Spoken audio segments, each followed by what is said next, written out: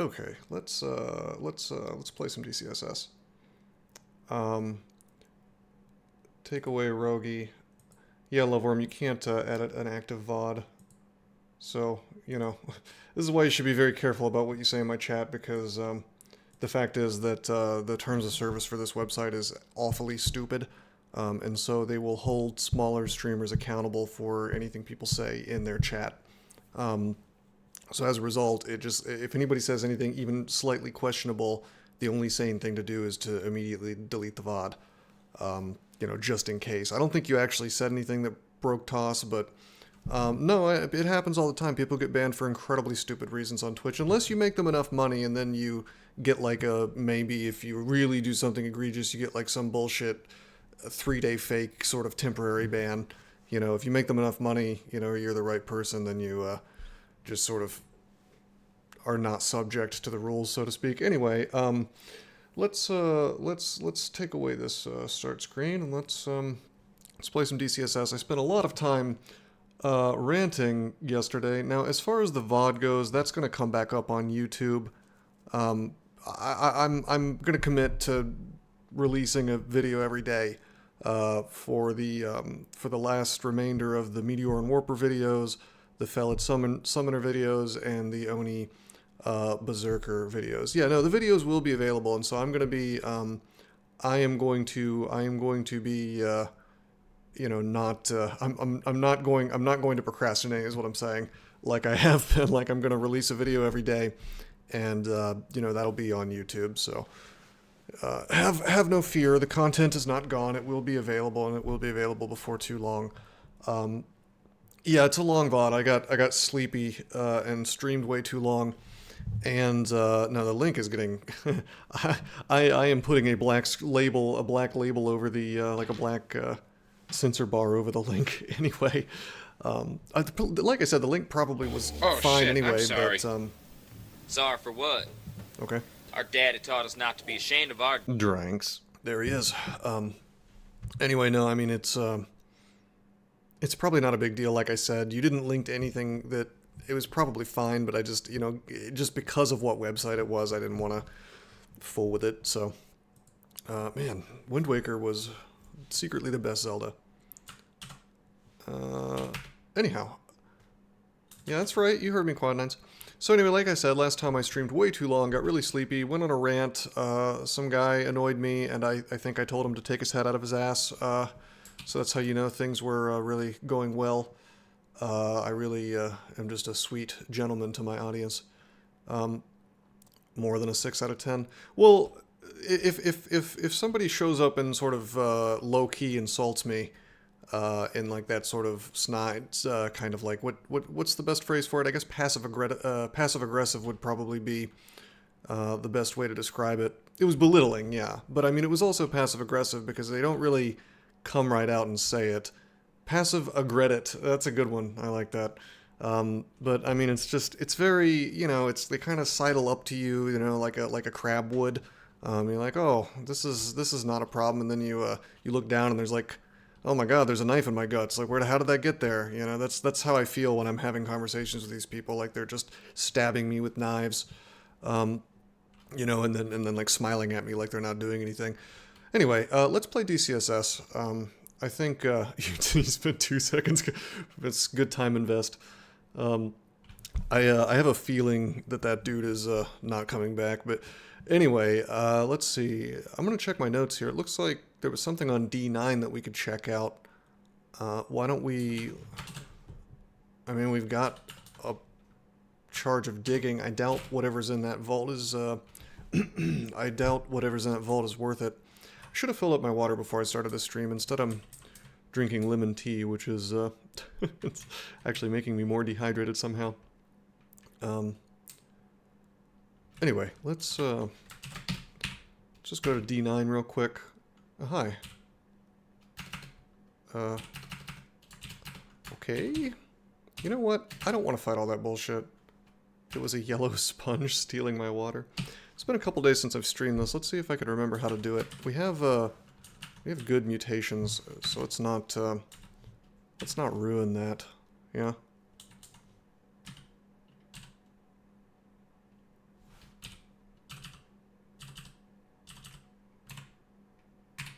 Okay, sick.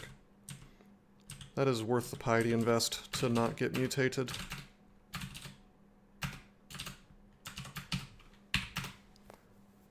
Alright, here we are. Not in my garage, not next to my Lamborghini because I don't have one. No, here we are on D9. I'm gonna dig out. We'll trade a dig charge for a vulnerability and a fog, which is perhaps not the best trade in the world. I did get mutated already? I did, but it's all positive. So, I got mutated and then I drank a mutation potion and I got very good luck on my rolls. Yeah. Well, the thing is, we have a lot of potions. Normally, I might have considered not drinking a potion, but the thing is that the thing about that is that it was one of those mutations that affects things a lot. Like it was the one that makes you get half AC from your base AC from your armors. It probably affects this particular character a little bit less than it would others because I don't have gloves and boots. But yeah, I had minus int, I believe, which matters. Hey Jink, what's up, man? And basically, I just didn't. I wanted to have. It was taking enough AC away from me that I cared. Normally, I would save my mutation potions unless I had like berserkitis, teleportitis, the stuff that truly, well and truly makes you lose. But I had enough potions that I decided to give it a shot. But in general, you need to assume that it's going to take like 5 potions to fix whatever problem you have, because I want to say that they changed it so that unless they changed it back, I want to say that they changed it to where you're not guaranteed to lose the garbage anymore. So I lost a bunch of AC in those past few hours of that stream. Yeah, so somebody DM'd me on Discord and sent me a clip where on one of these runs, I think it was this one actually, what happened is I switched from my dagger to my spear with -5 strength, and my shield actually went up from 12 to 13. So I think that the DCSS devs are just like so incompetent that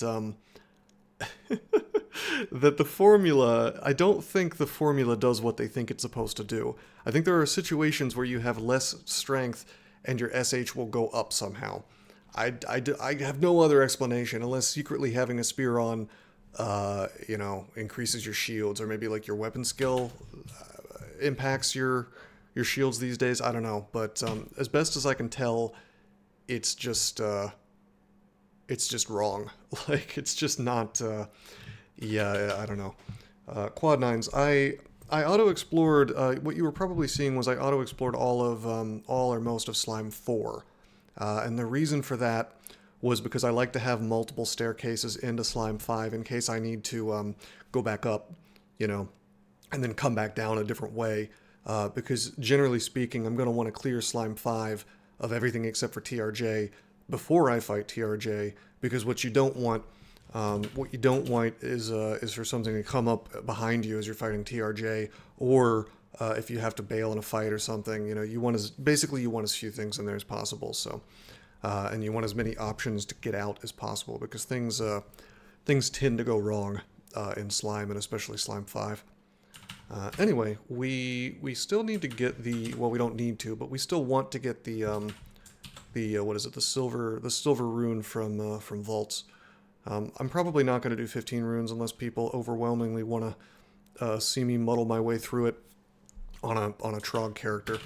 But do we really still not have our luck at all times? I guess not. Okay. Huh. Maybe I'll go to Crypt. I should have. Oh man, I should have done that D12 vault. That's okay.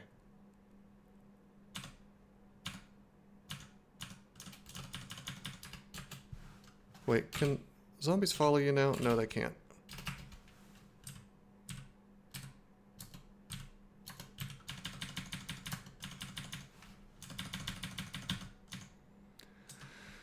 Anyway, we may as well get the experience out of this place. Whoa! Hold the phone. Hello, Mr.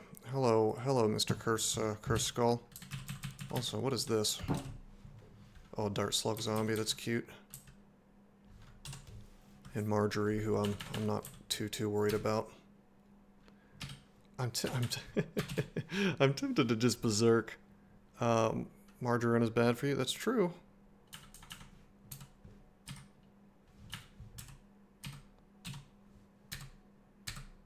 Just gonna go to work with my bro here.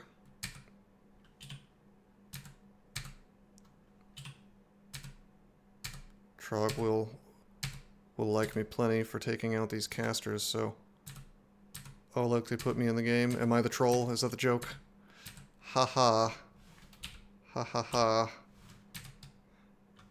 Yo, this is that tile that I like. Looks like something from Doom. Big boy HP. 160. Defenses are kind of crap. It's just a bunch of melee damage, and it removes your fire resist, so... we just need to go to work against him. We don't have more than RF, so... We're hoping to take him out before he hits us. He did hit us, but it wasn't the one that takes away my RF. He's got to hit me with the bite to take away my RF. And with Arga, he's going to have a hard time doing that before I take him out. Having my bro here is nice. Oh, let's take a step.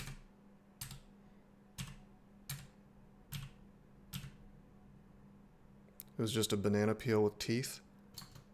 Are you joking? That's what it was supposed to be? It looked like some kind of Lovecraftian thing at the time.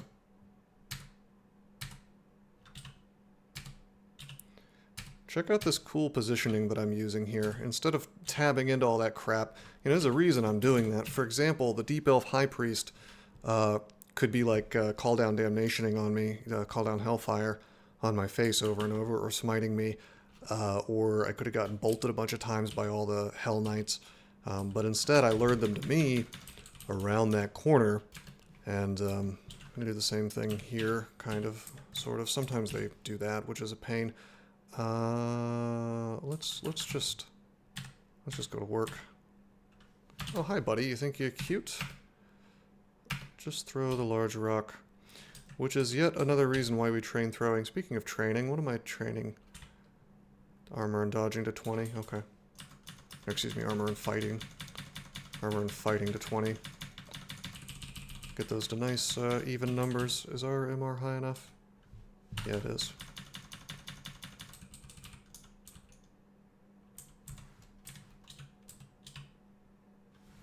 You know what? Let's throw rocks at these guys. That was interesting. He was fast enough that he ran in and bolted me on the same turn.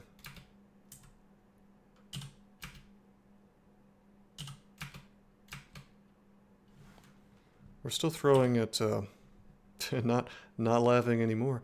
We're still throwing at about 1.4 speed, so all things being equal, we would certainly rather be using the axe. It's just like, if something's on the other end of the screen, 9 times out of 10, it's going to make sense for me to go ahead and throw at it. Let's take throwing to 20. Like a madman, or actually, let's take it to 15. Let me think about this. Well, let's take a look. Base attack delay 2.0. So if I wanted to reduce that to 1.0, it's every 0.2 levels, right? So we would need to have 20 basically, right? Yeah. So let's take that to 20, and then we can have our. Yeah, exactly, Quad Nines. And this is the main reason why my biggest piece of advice that I could give anybody, you know, is don't. You know, people will tell you just don't tab. That's bad advice, because the fact is that you drive yourself crazy if you just never tab. You know, you won't be able to keep that up. I am going to javelin the High Priest because I want that. I want the Chaos guy gone. Now go ahead and tab, just set your auto fight stop to like 90 so that you very quickly get out of any problems that show up, you know? Because if you have less than 90% HP... Oh man, the Chaos Spawn attacks as it pursues you. I should have just swung on it. Okay, we'll just swing into it. Very good. It's very cool, baby. Javelin. That was dangerous, by the way. I could have gotten paralyzed there. I probably wouldn't have died, but nevertheless, I really have to get myself more used to these stupid attacks of opportunity because it essentially turns all of the most basic situations of the game on its head. I moved there, and ordinarily the... Well, unless it's fast. I'm not even sure how that got an attack of opportunity on me. Yeah, they're speed 10, so... Like, I could have sworn that, you know, the positioning was such that it was like there, and I was here, or something like that, and then I like moved here, and it got an attack of opportunity on me somehow. I must have misread the situation somehow. I'd have to go back and look, but the point is, it definitely got a, yeah, pursuit. Right, it's hard to unlearn years of muscle memory, and it's just like, they really just like took a big steamy dump on the game. And it's unfortunate, you know, because there was nothing. Oh boy, brother in arms, brother in arms. This guy will silence this. Some people say this is the most dangerous enemy in the game, but we're gonna melee him for a minute, and we're gonna see if we can kill him without using any more resources other than piety. Well, I'll say something is warranted. We'll at least net his ass, right?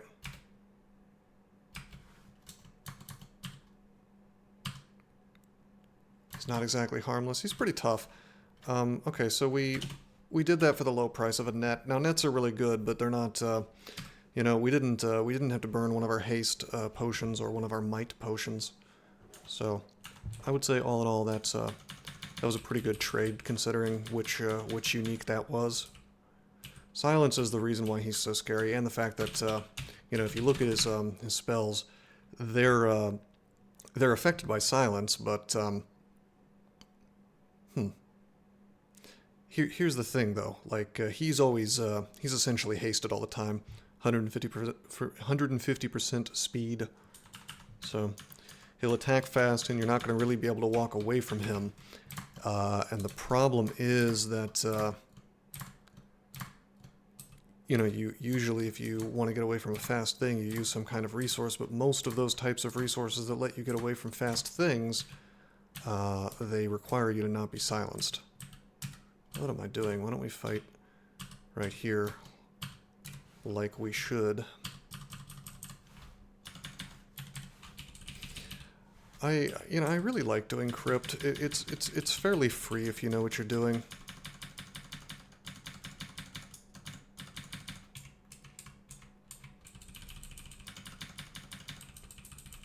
The only thing in here that's like truly scary is curse skulls. I mean, there's other things that you would kind of rather not deal with, but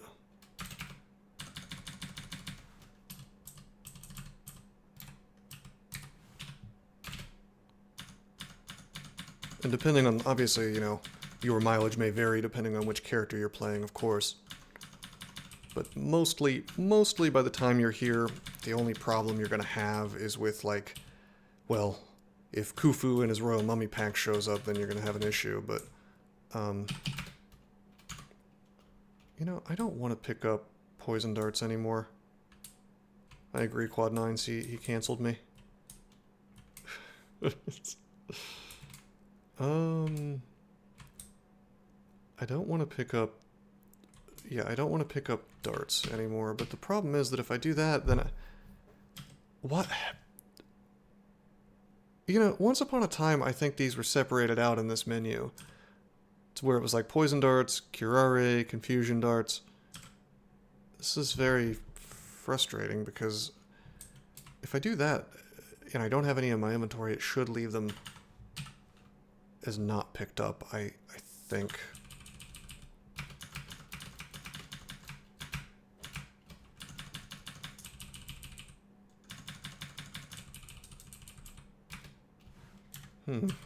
We'll lure him around the corner. Okay.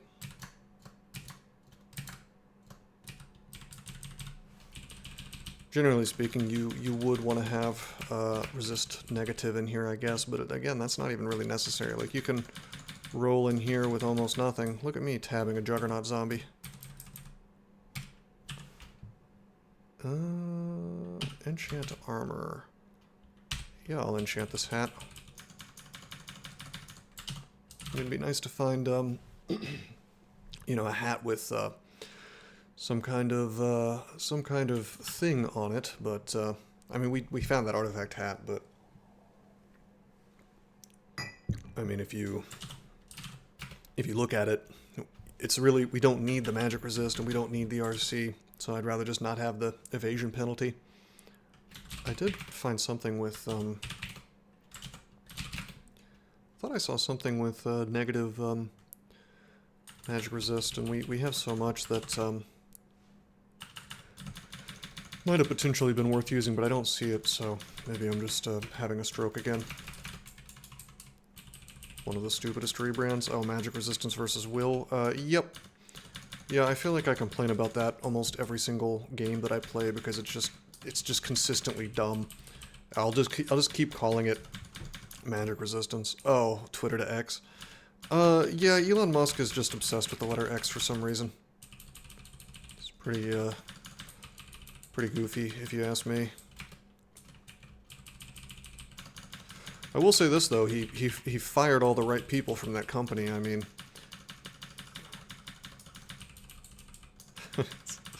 seems to be doing fine without him, you know? Okay, terrific.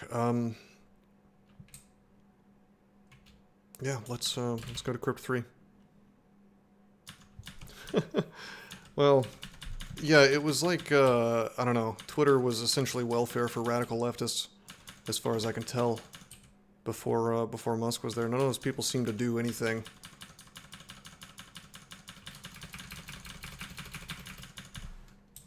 I feel like Musk came in there and it was like that scene from Office Space where they're like, what would you say you do here? What would you say? What would you say you do here? I want to say, you know what, just to save myself some trouble, I'm going to use the magic mapping. Yeah, I knew it. I thought there was a thing. There's a little room.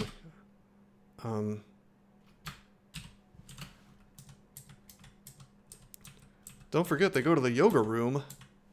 You gotta go to the yoga room.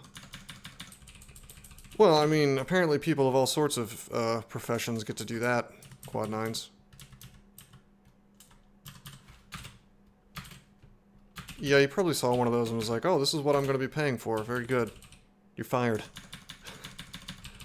I gotta tell you, if I owned like a really big office-type business, and any of my employees made a dancing TikTok while at work, that would be just immediately fired. Fireable offense.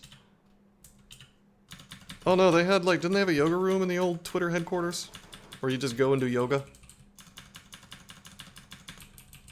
And like people on staff to make lunches for people and things like that. Alrighty, that's painful. Okay, we're gonna Trog's hand. Oh, what am I doing? Curse calls can't open doors. That was a waste of piety. Okay. Now we'll Brother in Arms. Oh, okay. Well, okay. I guess my Deep Troll can just completely go to town immediately and just one-shot that thing. All right. Okay, that's just a Guardian Mummy. That's not a Royal Mummy. Although it is kind of interesting that this this vault is this Crypt 3 is spawning 2 enemies. Typically that's an indicator that Khufu's around, but I don't see any greater mummies, so... Oh no, that's just the vault. Yeah, there's... I mean, Khufu could spawn.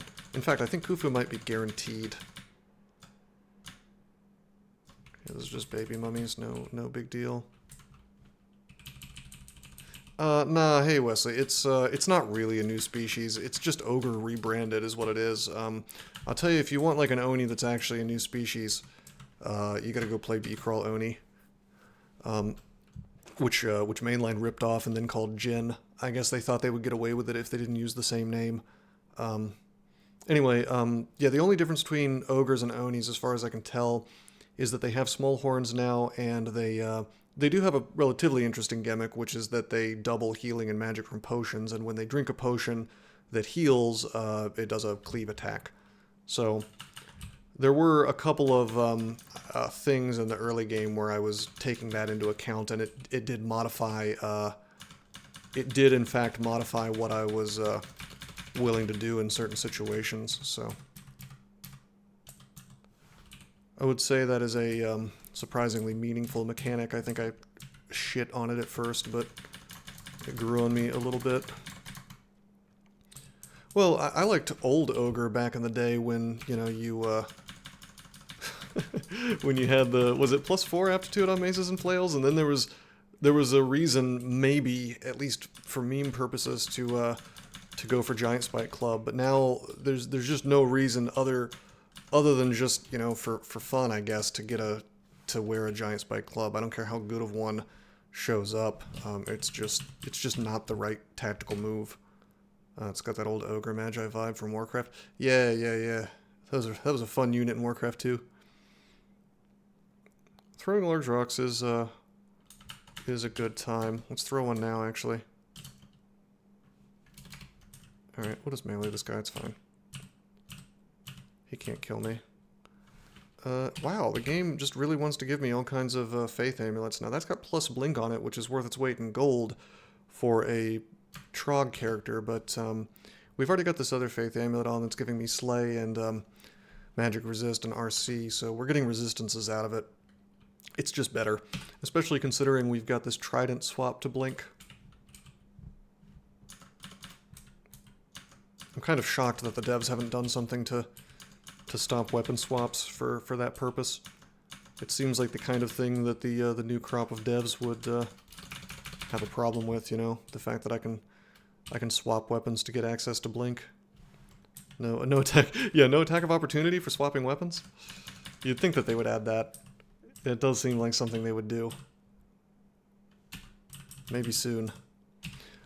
Alrighty, Ancient Lich. He can in fact LCS us for almost 150 damage, more like 144 damage, which is a lot.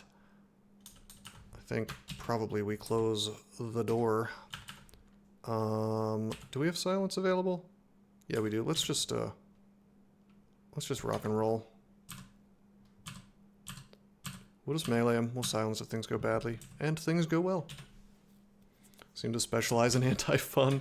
Yeah, I've noticed that. Like, if you want real ultimate fun, play like Bacadron Crawl or Kimchi.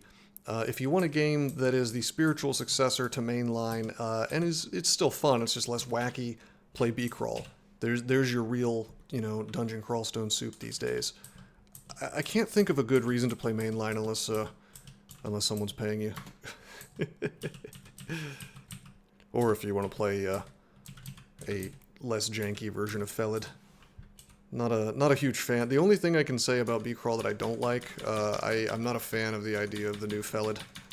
But I can't think of anything else off the top of my head that I genuinely don't like about B-Crawl. I used to not like the teleport trap thing. It really grew on me over time after I played a couple of games with it, and after the kinks were ironed out, where he made it so it can't happen in the early game.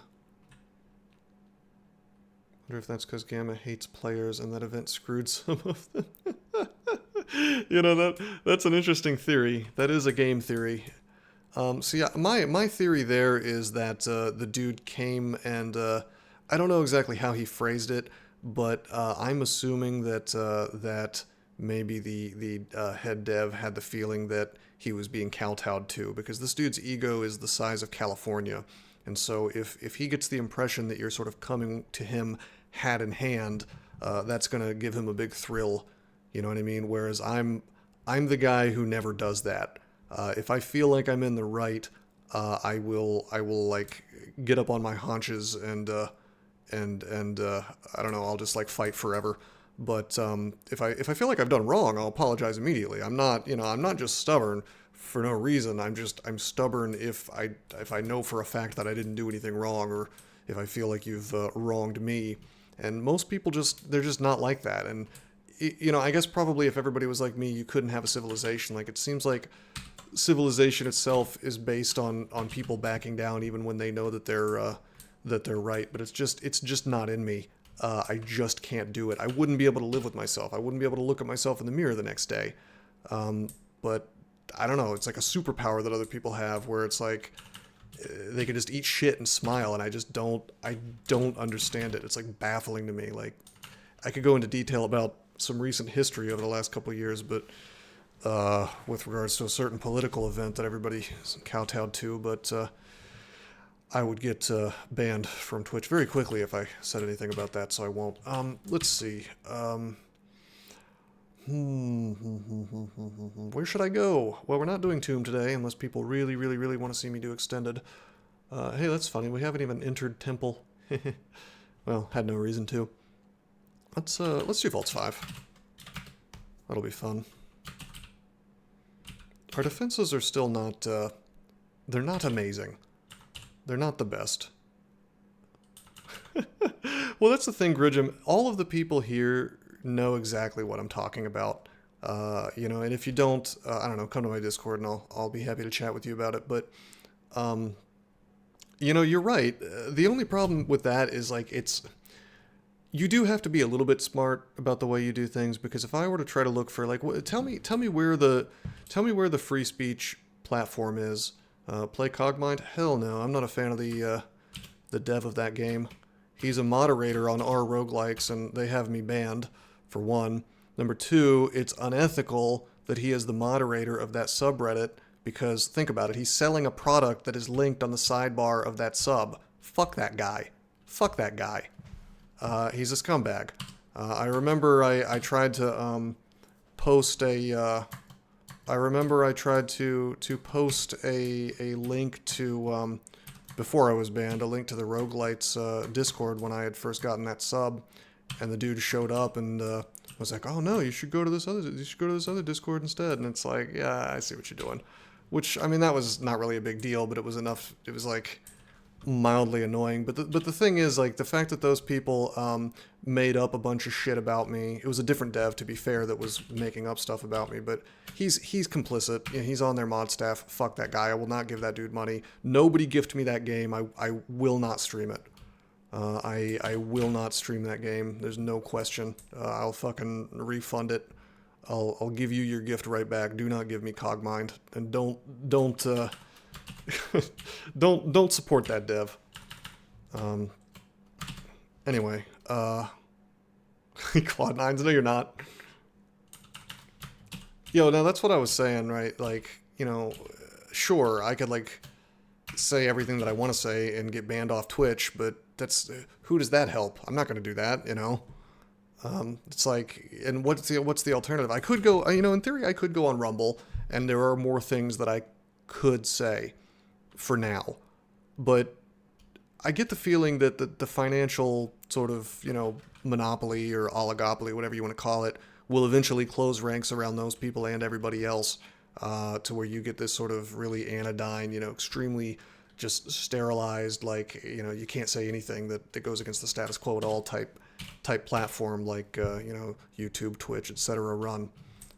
Anyway, so I don't really want to go back down the main staircase again, because the warden is there, and it's officially surrounded by bad boys. So why don't we just take the hatch, and maybe it'll end up somewhere good. And it does. Yeah, baby. Okay. Hi, fella. Why don't we have so much curare, why don't we make good use of it? Could have kept throwing at him, but with him slowed, it seemed okay to just walk up to him. Cyborg, I'm nuts. Are you trolling me? I don't want to repeat myself. Zoning out for a bit, no need for a big recap. The long story short is that he is a moderator of the roguelikes subreddit, which they banned me for absolutely no reason other than political stuff. And the thing is that I mean, well, yeah, that's true, Wesley. The rules don't seem to matter. Well, let me put it this way. One of the other here's hypocrisy is what pisses me off. So check this out. One of the other mods of that sub made this fucking PSA where they were refusing to link to my sub anymore, and he posted all of this bullshit about me, most of which had no grounds in reality whatsoever, or were so distorted and devoid of context that it would have, bore no resemblance to the truth. One of the things he said, this fucking asshole, not the developer of Cogmind, a different moderator of that subreddit, he said one of the reasons we're not linking to roguelites anymore is because the moderator, I don't want to get it wrong. Hold on, let me make sure I quote this correctly. I'm gonna quote it directly. This other guy, one of the moderators of the roguelikes subreddit. We've heard numerous complaints from community members about mod behavior over at roguelites. Dash. And then the first thing on the list is promoting their own content. Now, this is a lie. I don't do that. I don't promote my videos. I don't promote my website. I don't do anything on there as a moderator that anybody else on the sub is not able to do. I have posted my a link to a video a while back, but you're allowed to do that on that sub. It's not anything that I could have done as a mod. There is I guess a link in the sidebar to like a Discord that I run, but that's the same for those motherfuckers, so that's a hypocritical thing. But here's what gets me about this. Fucking Kizrati, the guy who developed Cogmind, is also a moderator of that subreddit, and his fucking game is on the sidebar of that sub. So these assholes are trying to accuse me of something that they are guilty of that I didn't even fucking do. They're just pricks. They're fucking pricks. I hate these people. Like, I would respect them more if they just said, hey, we don't like this guy. We don't like his politics. But instead, they always have to make some nonsense up. And half the time, it's things that they do. And it's just infuriating because they always get away with it. Tell me how it's ethical for this motherfucker to be a moderator for a subreddit where his game that he gets financial benefit from is on the sidebar under a thing that says popular roguelikes. Could it be popular because you're the moderator of the subreddit where your game is? And I've never gone into detail on this. People have brought up that game before, and I've been kind of cagey about it because I didn't want to. I don't know. It's just like it seemed a little personal, but it's just like the hypocrisy of it has just come to such a head that I'm just going to be honest. I despise these people. It's like, I get it. You want to make money, but like, you're really going to come down on me for something I didn't do, but then you're openly doing it. Eat shit. Don't buy that game. Do not buy that guy's game. That's my opinion.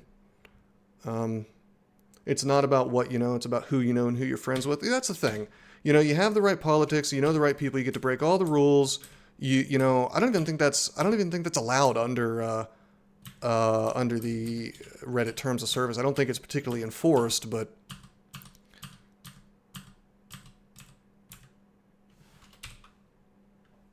I mean, my point is, I mean, truthfully, I don't even really have that big of a problem with the dude being a mod and having his stuff on the sidebar, but the fact that they came down on me publicly in a place where I can't defend myself, okay, because I'm banned, with just utter bullshit. I've never promoted my own content on the roguelite subreddit in any kind of way that another person couldn't have done.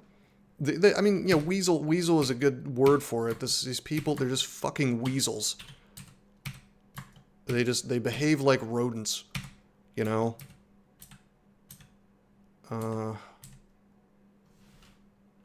Very, very funny, Quad Nines. Oh my god, I'm getting meleeed hard. Let's, hold on. Well, that's the thing. It's like, you can, and I'm not encouraging anybody, don't do anything, don't even report anything, just leave it alone. Just stay as far away from these people as possible, because it's like, the system is set up in opposition, it's set up in opposition. They hold all the cards, their hands are on all the levers of power, and so they get to do things that you would get in trouble for doing. They get to make bullshit up about you, you know, and they will accuse you of stuff that they did, you know. And again, I want to be clear, it wasn't that particular guy who said that about me, but it was one of his fellow moderators on the same subreddit. So frankly, I see them all as complicit.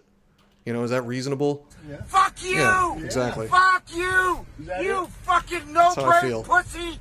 Fuck you! Yeah, that's what's up, man. Sorry. Let's Trog's hand. I'm in a sticky situation here where I need some... You know, I'll tell you this. Here's the good thing about playing Trog. You get regen. You know, you can play Regen Man again, and unless they've changed things, I'll give you a little tip.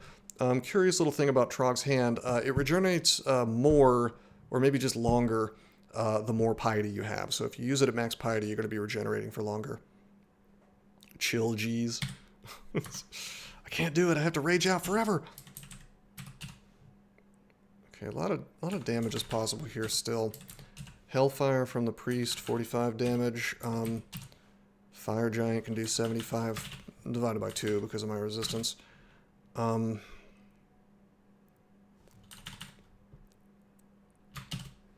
arrested for failure to pay at a restaurant. They tried to dine and dash. Yeah, that's a bad idea. You're never gonna top that guy. Have you guys seen that video of the dude who, he was like a serial dine and dasher, but only at Chinese restaurants? He just really loved Chinese food. He's like, I'm under what? I'm under arrest for eating a meal? A succulent Chinese meal? He had the most British accent ever. He didn't say Chinese, he said Chinese. A succulent Chinese meal? And he's like laying into the cops, who, by the way, this dude is like, he looks like he's 6'3" and like 240 pounds. He's just a big stocky ass guy. And these little skinny cops are trying to manhandle him. And he's like, oh, I see you know your judo well, sir. Yeah, he's great. He might have been Australian, I don't know. I can never tell the difference. Well, I mean, I can, but not always. He acted out the British accent. If you watch his interview he gave years later, he was Australian. Oh, I see. So he was trolling. That's hilarious. That's actually even funnier that he was pretending to be British. I'm at half HP. I am at half HP. Well, here's the thing. I'm in less danger now than it looks like. This dude will not hellfire me next to a fire giant. The fire giant would take damage. The fire giant is also slowed, so the amount of damage I can take is not that high. I'm also regenerating every turn. We should be careful. I probably should have been hasted. Brothers in Arms is an option. My instinct is to just throw javelins, to be honest with you, because I think I will hit the priest and probably take him out in like 2 throws. Brother is going to take a little too long, I think, to deal with this problem.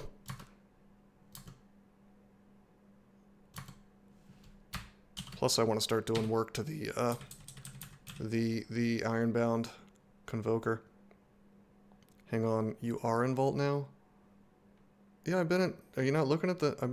I had already done Vaults 1 through 4 in the last stream. Mr. Kalman, thank you for the follow. See, check it out. Check it out. Javelins are...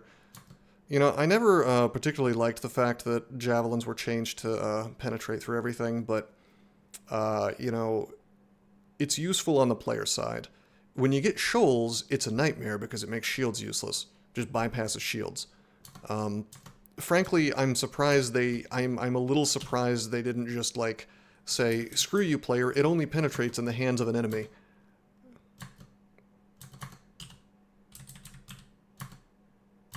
Bruh. It's a little dangerous, this thing that I'm doing, throwing these, throwing these large rocks while next to a high priest. Clip what last line? What did I say? What did I say that was exploitable?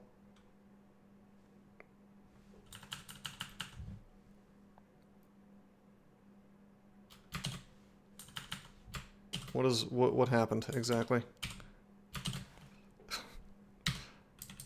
I've lost control of my life. I've completely forgotten what I've been saying for the last 5 minutes. Keep throwing javelins. That high priest just doesn't want to go. It only penetrates in the hands of an enemy. Okay. You know what? If he's going to be like this, let's curare him. Dude. 77% chance to hit. How many times have we missed this asshole with a throwable? And again, he's just not hittable. It's like he has repel missiles or something. It hits him. Is he R-poised for some reason? Oh, he's got a chainmail poison resistance. Okay, I should have seen that. I was missing him, though. Okay, good, he's done. Okay, we rest. Luring this guy. How many exclamation points are trailing the 79%? Ah, yes, DCSS math. Little asterisk there. By the way, this is the classic way to do Vaults 5. You, oh, that's Trog's hand. You kind of set up shop in a corner, post up, as my friend Quad9s would say. He likes that phrase. And we could just kind of use this as a base of operation, and that's what we're going to do. You just, like, chill out here for a little while.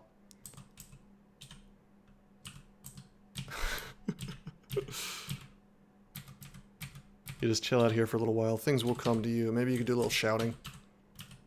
Try to lure things. And this is your Fortress of Solitude now.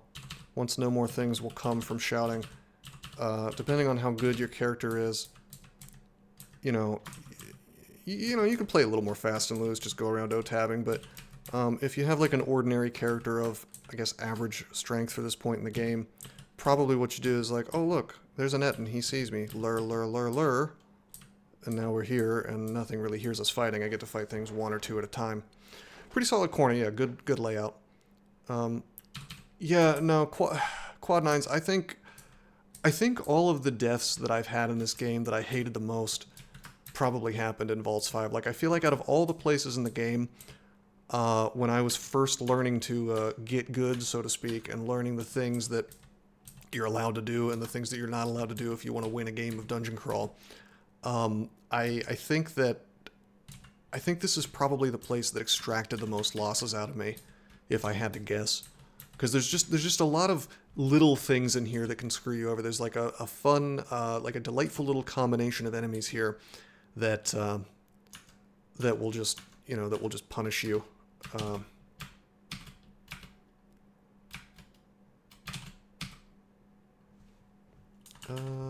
on a minute.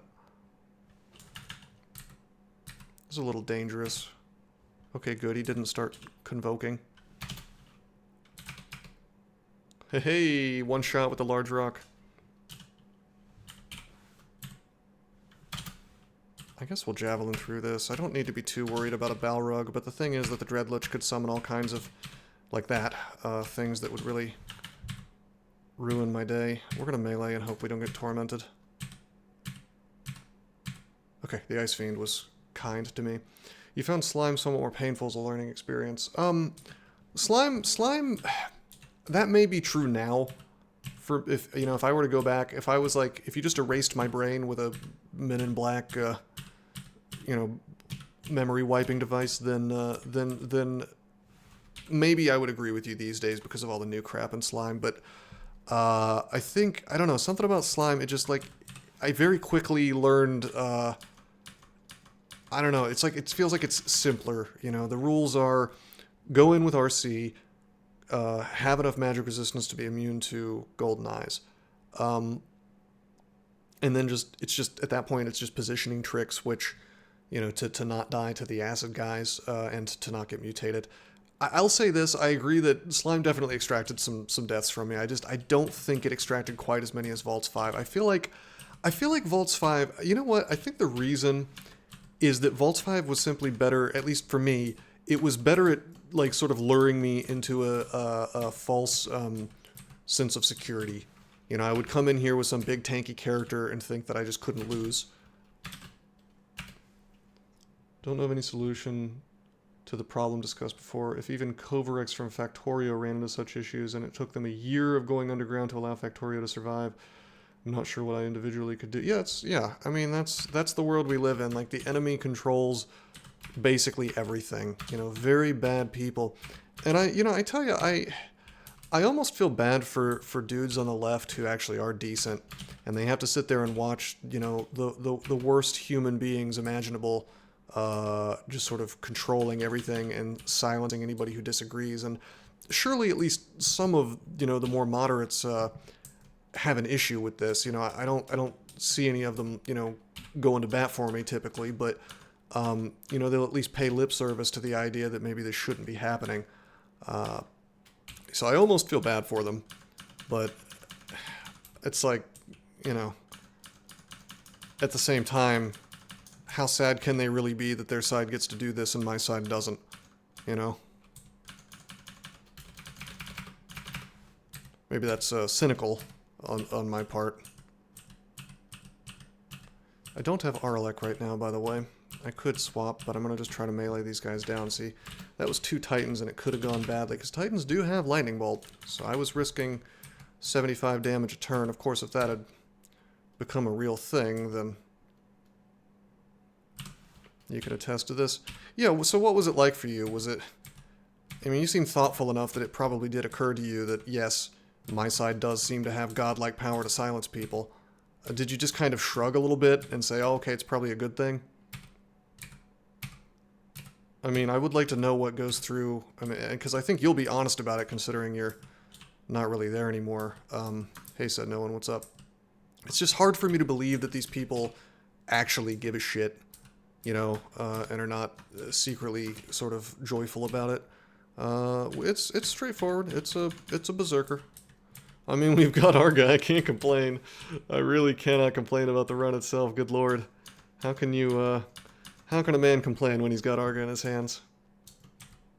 Want a hobby to stay good, keep it hidden.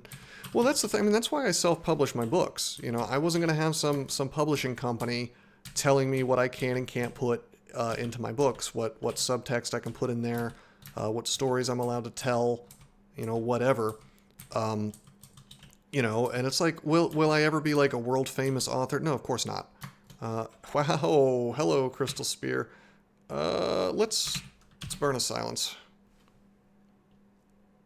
Some people think you belong to the left. I don't... I mean, I've never thought that. I think that, I don't know. It's a complicated situation. It's kind of hard to be in the middle these days, I think. Nobody on either side will give you the benefit of the doubt. I will say this, dealing with the, and this is, I guess, kind of ironic, but the experience that I had with the Dungeon Crawl Stone Soup developers actually pushed me way further to the right than I used to be. When I dealt with these people and just kind of realized that everybody on their side seems to be in control. Well, every space on the internet, every mainstream space on the internet seems to be controlled by some flavor of person who, well, some person who shares some flavor of those guys' politics. And all of them just want to, as far as I can tell, silence anybody who disagrees with them at all. No, I'm not in the middle anymore. I am fine with saying I'm on the right.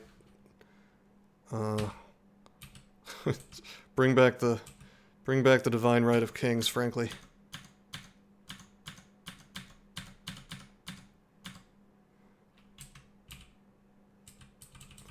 I feel like people who casually claim to be in the middle infuriate me. Well, people, here's the thing about that, and this is why you're going to have people calling bullshit on you a lot when you say that. Saying, oh, I'm in the middle, it's a psychological tool to win arguments. People say that because they don't want to tell you what they really think. Not you, necessarily, just, you know, people. People say that because then it's, okay, I'm not identifying myself as the enemy, therefore you're going to listen to me now. And they're just fucking lying, you know, because they want you to not put up the mental shield, which people do when they realize I'm talking to my foe. And very, very quickly, and this is not just a left thing or a right thing, everybody does this, although I do think that the modern left is a lot more guilty of it, but I mean, frankly, everybody's guilty of it. I think that as soon as you identify someone as the enemy, your brain just goes into gymnastics trying to figure out ways to not listen to this person. You will discount them in ways that you didn't even imagine were possible, you know? I vote red exclusively, but I still hold some left values. I guess I kind of feel the same way. I mean, although except I don't I don't vote anymore, frankly. And I can't go into why. I would get banned if I went into why. But I'm sure you can guess. Hey, we did not get mutated. Very nice.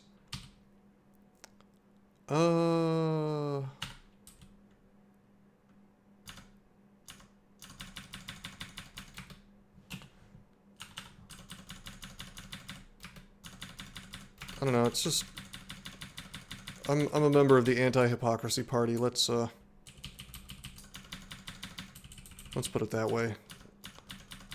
You know, it just annoys me when things are inconsistent, when rules are applied unevenly, when, you know, for example, like China gets so much shit.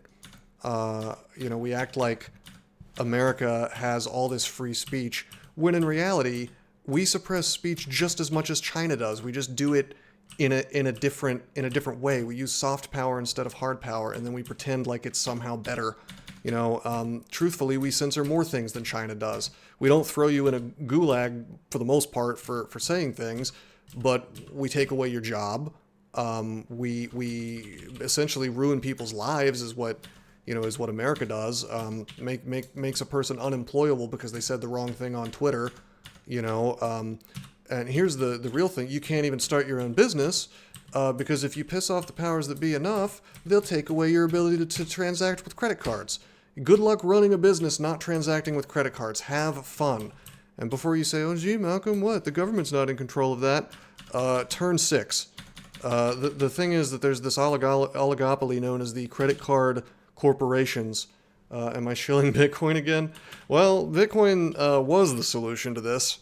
It's one of the reasons why I like Bitcoin. Fuck this. Let's just one-shot the eye with a large rock. Hell yeah. Gary Burton shows up during the middle of my rants, and he in the middle of my rants, and then he just says something funny, and it diffuses the whole thing. And I like it primarily because it annoys Quad9s who wants me to rant and then lose the game.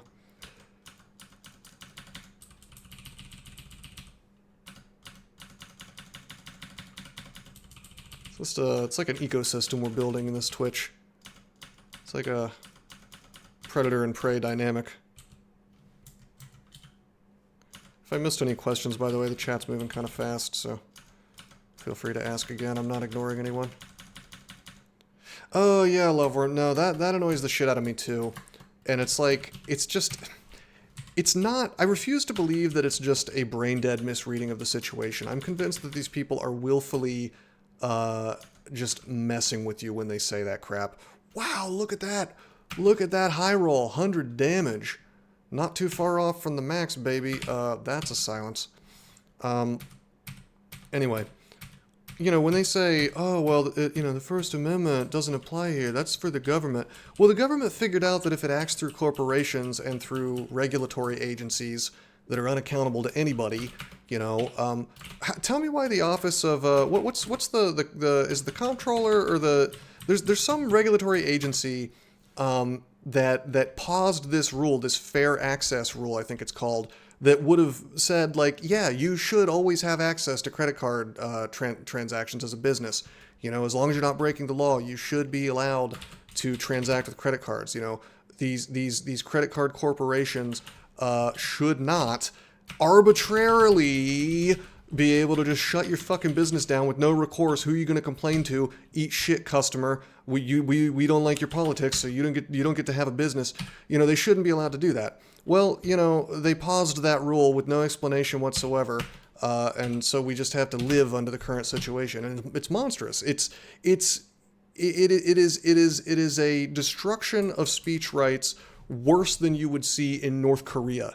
But it's being done with soft power and not hard power, so people are stupid and I guess just willfully ignorant, and they pretend like it's somehow a better situation. I tell you, I would rather go to jail for a year for my speech than be silenced for a lifetime, you know, with cute little soft power tricks. I mean, look at, I don't know, look at how unforgiving, even on a small scale, like the Dungeon Crawl guys. I didn't even play for like 2-3 years. I come back, a dude becomes one of the lower level mods on the subreddit, unbans me, and you get this huge thread of them like just like hating me 5 times more than they did before, and I hadn't even been around forever. Like it's you cannot escape the small-minded, petty tyranny of these pricks.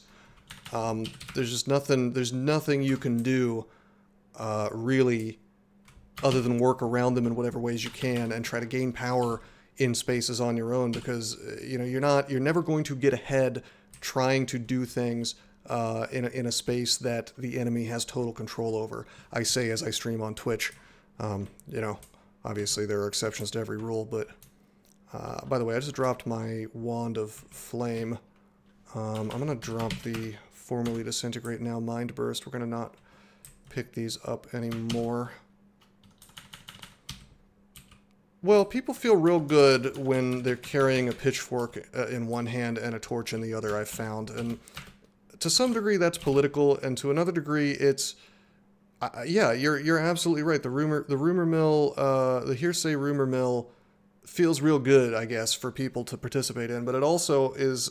I think that people feel like, well, number one, if they join in the witch hunt, they're going to get a pat on the head, and if they don't join in the witch hunt, or especially if they speak against the witch hunt, then they're going to get the opposite. You know, they're going to get treated like, you know, just as bad as, you know, I mean, because the thing is, if you're a third-party bystander type person and you see some dude being lied about and persecuted and treated like shit, and you see this mob of total pricks doing this with impunity, breaking the rules of whatever, you know, space that they're in and being allowed to do that, if you witness that, it's going to have a powerful psychological effect on you, unless you've got a steel made of the strongest, or a spine made of the strongest steel, and you're just gonna bow down to it. That's just what a normal person's gonna do, and they're gonna you know, and they may join in just so it's like, okay, I'm part of the in group, don't hurt me. You know, and that's just what people do. It's very cowardly, but that is, unfortunately, that's your average person and what their behavior is. You can't really change human nature, you know, and that's how these people end up with so much power. They play on that sort of, I mean, what would you call that? A network effect? I don't know. Yeah, Gary, come back. Say something funny. Change the subject to B-Crawl. I'll talk about B-Crawl. I'm like uniquely filled with piss and vinegar right now because I forgot to eat before starting this stream, so I'm a little hungry. Anyway, I apparently did Vaults 5. I'm just looking through this list of things, and I don't think there's really anything that's useful here. We didn't find any new manuals or anything. I mean, we can finish the game like this. I don't like that we don't have Arlec all the time, but we don't have to have it. Yeah, we don't have to have it. We do have a swappable for it, and we've got a swappable for more RF. So, do you think a real-time version of DCSS would be cool? I mean, there is a real-time version of DCSS. Just play a real-time run. I have played a MIBI during a tournament that, actually it was a MiFi that I got sub, I definitely got sub 30 minutes, and that's on YouTube. And at the time, that was a pretty good time. And I think it was a MiFi of Che, actually. I believe I took a, a Faded Altar. I'm not sure if that one was recorded, but I know I do have a speed run on there. But there's dudes who've won this game in insanely fast speeds. I don't know, I think it's Power Mode is the guy who does the real-time speed runs. So I know what you actually mean is a game that incentivizes, you know, like a version of DCSS that's actually real-time. I don't know. It's it'd be interesting. You'd have to make decisions a lot faster. I think it'd be a wildly different game. But did I read your explanation about your transition? No, sorry. I've been ranting and I haven't been looking at the chat very much. Military family, practical morality from that. Hard time to lie to yourself. Yeah, well, I think for a certain type of person, the lies just pile up over time, and then you... Crypt of the Necrodancer does do that. It's one of the most interesting roguelikes I have played, and it actually is a rogue-like, not a rogue-lite. That's pretty funny, Orin. You dance to move. Yeah, but it's time-based. There's time involved. You know, you have to, I mean, it's more like timing than time, but I mean, you have to, the thing that Necrodancer adds, which makes it interesting, is time pressure. I mean, listen, if you suck at rhythm games, if you're bad at that, then you're not going to enjoy it. And that's unfortunate because I think it does cut out a certain amount of people where it just doesn't click. Because there's another thing going on there outside of the rhythm, where you have essentially what it adds is a time limit for each move, because you have to do stuff on the beat. And to me, that's the interesting part, because now you've got to, you got to think fast. You got to think fast. And if you're not used to playing the game and you don't have that muscle memory and whatnot, you'll lose runs not because you couldn't do the rhythm game part of it, but because you made the wrong move, All right, we've busted into depths. Quad 9 says, not to rile you up again. Uh-oh. Best quote regarding this. The specific political distinction to which political actions and motives can be reduced is that between friend and enemy. You're saying that's like the most reducible, Well, I mean, that's the lesson I learned from the DCSS drama, is that what the other side is doing is they're very quickly and very, very, very efficiently telling friend from foe and then persecuting foe. And people on the right don't really do that. They get accused of doing that, but the reality is that, people on the right tend to lose every battle, and then, let's see, how is this described? I read this once. They lose every battle, then they go home, and they practice their arguments, and they argue some more the next day, and they're really trying to win arguments. They're not trying to win battles, metaphorically speaking. And whether that's like a legal battle or like a political battle, they're more interested in arguing really, really well, they seem to think that they're going to convince the left of something. And of course they're not. They're not, left or right, you're not really interested in what your opponent has to say. You might pretend that you are, but you're not. And you might even think that you are, but you're not, Let's teleport. This is looking pretty grimy. This is, I'm already hurt a little bit, and, well, maybe we can melee. We probably could have meleeed all this, but it's okay. I got shafted from Depths 1 to Depths 2, in case you're wondering what happened here. Well, the problem, listen, like, my instinct, okay, everything in my heart says I should give everybody the benefit of the doubt, even if they disagree with me politically, and this is how I've run my life, and even to this day, I try my best to behave that way, and I don't like shut anybody out for disagreeing with me, but at the same time, it is a little hard. It is a little hard sometimes knowing somebody would, they might not go out of their way to silence me or to like get me fired from my job for having the wrong opinion, or basically make my life difficult. They might not do that. They might not be one of the people who does that, but they might cheer while it happens, or they probably will not speak up in my defense. And if they do speak up in my defense, what they definitely won't do is put anything personally on the line in my defense. Show me the leftist individual who will actually stand up and put some personal thing on the line because a right-wing person had their life ruined in a very unseemly, sort of unfair, unjust kind of way. Yeah, well, that's what I'm saying, and that's why it's very hard for me to trust these people. I don't want to like keep them out of my periphery, but it's just I look around and I think, would you even speak up if something bad was happening to me? I fucking doubt it, And so yeah, I mean, I think the right could learn a lot from the left in terms of how the left operates, where they just gain control of these spaces and then they turn them into fortresses, of their thought.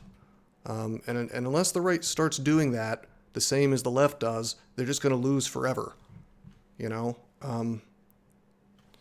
Anyway, Walking Frostbound Tome.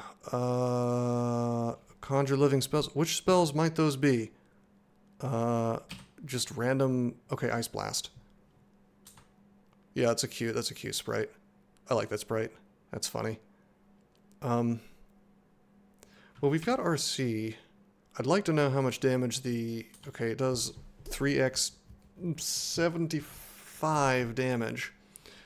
Well, speak up more. Well, no, I mean, I don't even know about, like, the right speaks up all the time, and then it's like this humiliation thing where it's like this ritual where the right speaks up, gets banned or canceled or whatever, and then complains about it.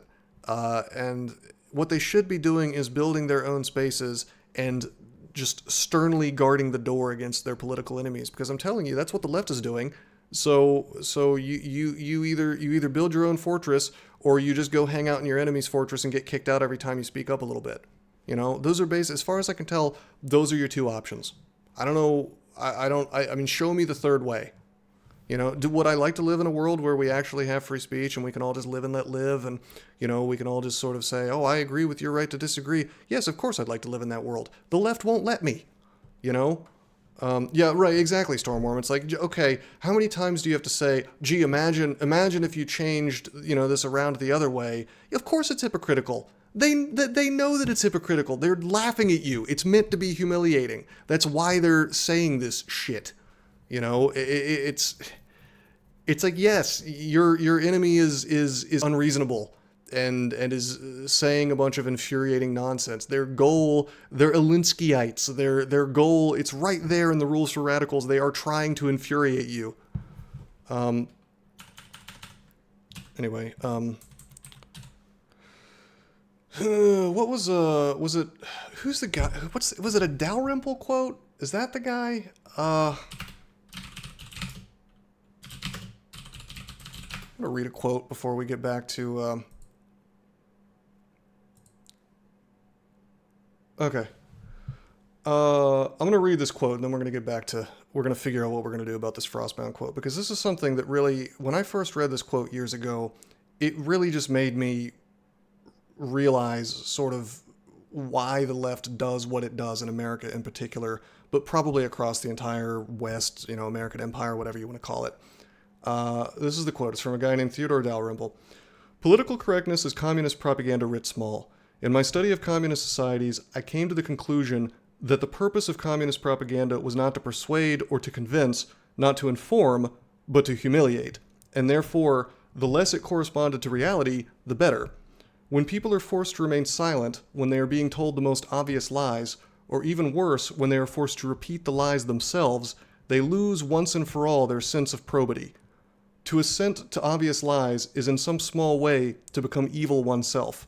One standing to resist anything is thus eroded, and even destroyed. A society of emasculated liars is easy to control. I think if you examine political correctness, it has the same effect, and is intended to. I'm running out of discourse to get banned from. That's true. I remember this this quote very well. In fact, that's where I learned the word probity, which I might be mispronouncing. The quality of having strong moral principles, honesty, and decency. Something that is not a strong value for most people. How many fingers, Winston? Yeah, most people will tell you the number that you want to hear, and the number of lights that you want to hear. Troll Quad Nines by telling him that 1984 stole that from Star Trek. Anyway, sure, I could be saying it wrong. I've never seen it, I've never heard it said. Probity. I assume it's pronounced that way. I should probably look that up.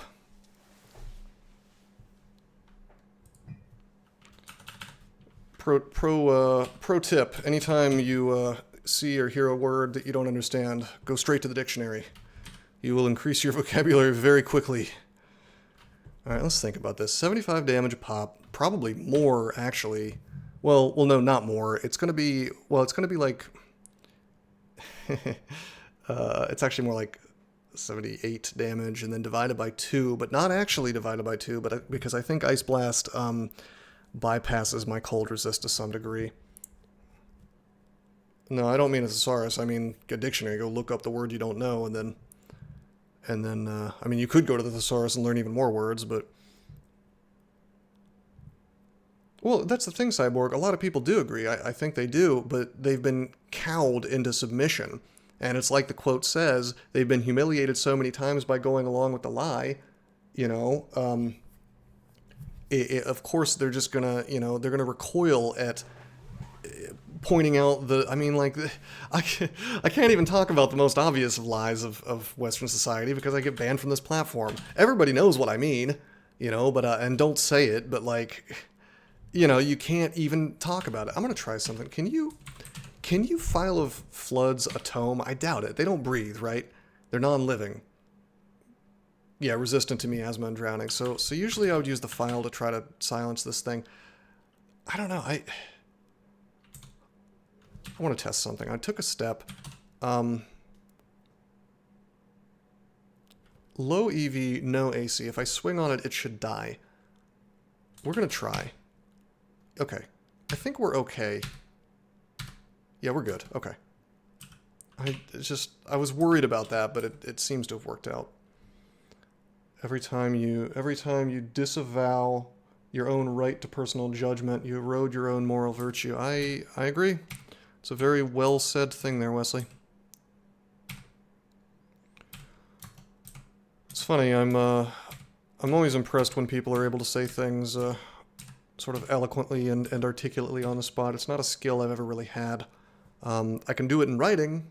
I like to think that my books are pretty nice, but just on the spot, you know, speech making, whatever, just talking to people, even typing on the internet in like a chat, I'm fairly eloquent. Well, I like to think so, but top 1%. Well, fair enough. Thank you. I'm not sure if I would agree, but I hope so.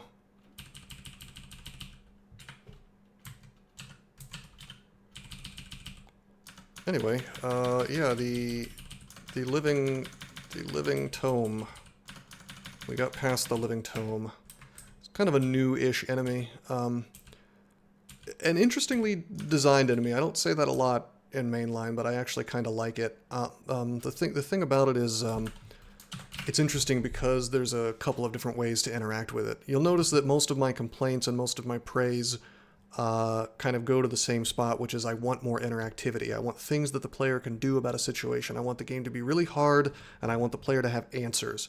And so with a tome, you can like silence, you can play a character that can cleave and try to position yourself that you're taking out the summons as quickly as they're coming out.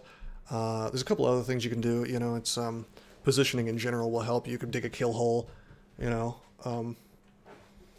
but at the same time, if you don't do any of that stuff, you may lose the character really, really fast. By the way, you may have noticed that the Frostbite axe showed up. It's cute, but we're not going to use it. Two-handed, I want my shield.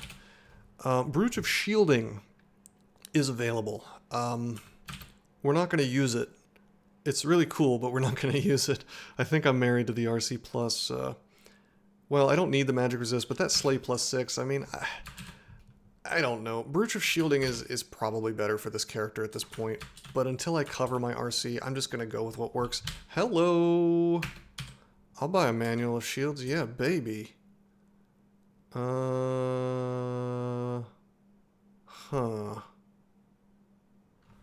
RC minus. I'll put that on the shopping list, but we're probably not going to buy it. I think I'd rather swap to, I mean, that's like Arlec, but kind of shit otherwise. Where am I getting my Arpoise from? I don't have Arpoise? I do have Arpoise. My cloak, okay.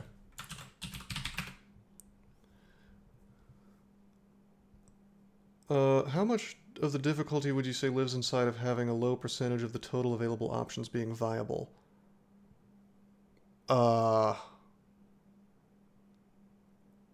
Well, I'm not entirely sure if I understand what you mean by that. I do think that probably, yeah, I mean, the thing is that you want it to be, for a challenging enemy, you want the options, you can have multiple options, that's fine, but you want them to be, specifically, ideally, you want them to be different resources, so that you're kind of extracting resources out of the player, and the fun. And here's the thing, the difficulty and the fun are the same thing, at least for me, because the fun of this and the difficulty of this is in deciding which resource to use, which resource is the minimum resource required to deal with the situation, or could you maybe resolve the situation without using a resource at all? And to me, that is the core fun sort of heart of DCSS, which the devs clearly don't understand. But in the case of the tomes, I think they kind of lucked into good design. Yeah, it all comes back to resource management. That's what DCSS is. It is how many. It's like I'm playing Monopoly and I've got a bunch of different get out of jail free cards, and they're in different colors and they do slightly different things, but essentially they all get me out of jail. And they get me out of jail in different ways. And I'm trying to figure out, I'm in jail, I want out of jail. How do I get out of jail I'm using the least number of cards, and I want to use the least useful card in my deck, which still gets me out of the situation alive. Or, runs over the obstacle or whatever, Actual gameplay talk. Yeah, bring it back to politics. What are you doing? This is a political channel. All right, so let's actually talk about this. This ring, I could trade some AC. Yeah, I'm gonna trade some AC so I can have Arlec all the time. Okay, so here's what we're gonna do. Biden is old. All right. Check it out. We're gonna go to Elf. What do you mean you don't know how to get there? Oh, I haven't cleared. What I'd really like to do is get that Amulet of Shielding on, but that's just... Well, it's just not going to happen. It's not going to happen, guys.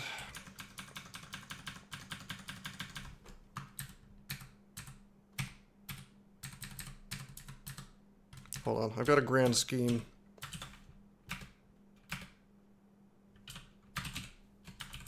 But I have to find an upstair first. Oh. Okay. What the hell are you? Are you a... Oh yeah, the Rakshasa tile is new. Pay a wad to play something else too, just to stick a needle. Well, I appreciate that, my friend. Please never feel like you have to give me money, but I mean, obviously, if you're willing to, I'm not going to complain. I'm very grateful for anybody who feels like they're getting enough value out of my content and entertainment out of my content that they're willing to give me money for it. I mean, number one, that's flattering, and I hope it's, I hope my stuff is worth it. But number two, I'm very grateful for it, so, especially to the dude who purchased this run, but I mean, it doesn't matter if it's a large or small amount, I appreciate it just the same, because I mean, the fact is that most of the games I play, people have gifted to me. And that again is, I truly do appreciate it. Physical copies of my books. I mean, yeah, I mean, that's the thing is like my big thing is I've always wanted to, I've always wanted to give something back. I don't want to just be like, oh, give me money for nothing, which of course, if you want to, I'm not going to say no, but I never want to be the guy who's like, why don't you pay me, because I'm just so pretty, or whatever. Like, it's like, if you give me a game, what you're getting for it is at least one stream of that game, and I'll do my level best to finish the game. I don't promise that I'll finish the game, because occasionally someone will give me like a Dungeon of the Endless, and I really hope that guy doesn't hate me now, but like I just shit all over his game, and you'll run the risk of that happening. That will happen sometimes. I'm not gonna pretend that I like a game if I don't. Wow, there are 2 Shadow Demons. I've been throwing javelins like crazy, but screw this, let's immolate. But yeah, I mean, it's like, the guy bought me Dungeon of the Endless, which I was grateful for, thank you, but I haven't seen him since because I completely shit on it, and I hope he's not upset at me about it, because that guy is genuinely a good guy. Any advice for maximum enjoyment? Don't look up guides.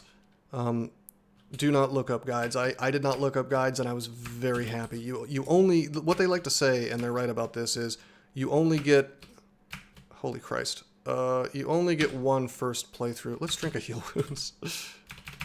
Oh, I'm fragile right now. I made a big mistake. I made a big boy mistake. Luckily, I'm an Oni. I'm gonna drink some heal wounds. I'm gonna drink a bunch of heal wounds. Let's focus on the game for a second. Uh-oh, SpaghettiOs. Nope, Quad 9s. I'm an Oni. I'm playing the alcoholic species.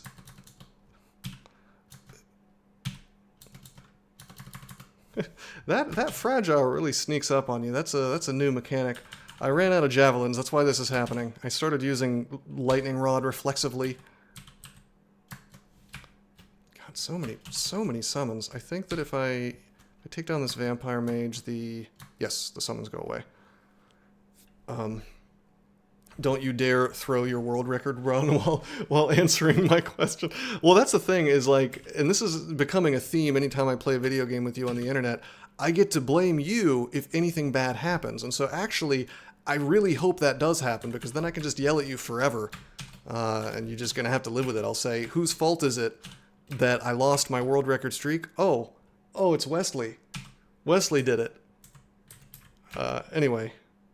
Yeah, my main piece of advice is don't look up any guides. I didn't look up guides. I'm very happy because the spaghetti, you will build spaghetti until you pick up on... I mean, you've watched my streams, but I think enough time has passed that you won't remember the shenanigans that I got up to. I don't even remember how my bases work. Whoa, I'm tabbing into Norris, who is he a merfolk now?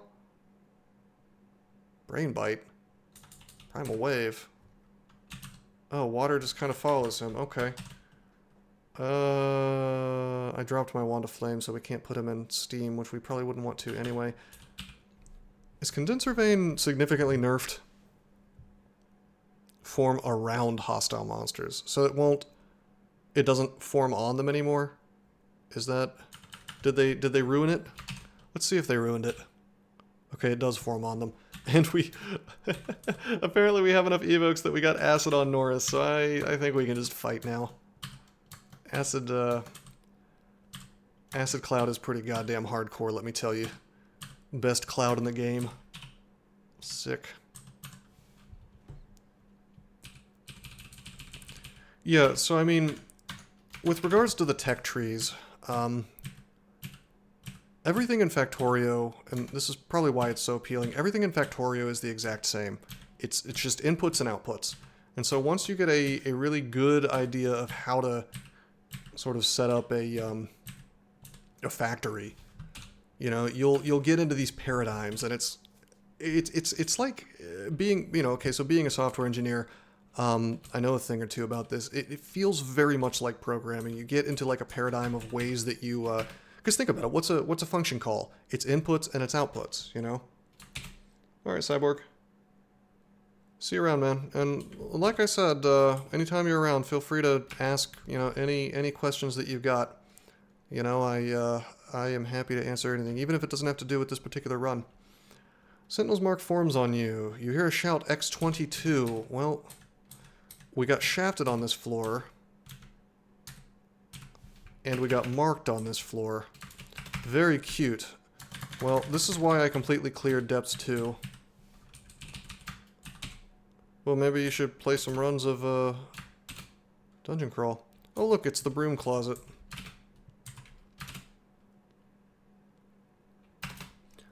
Manual transfers remain not only viable but optimal. Not that long. I mean, I guess like during the very start of the game you got to do it for a while, but you can...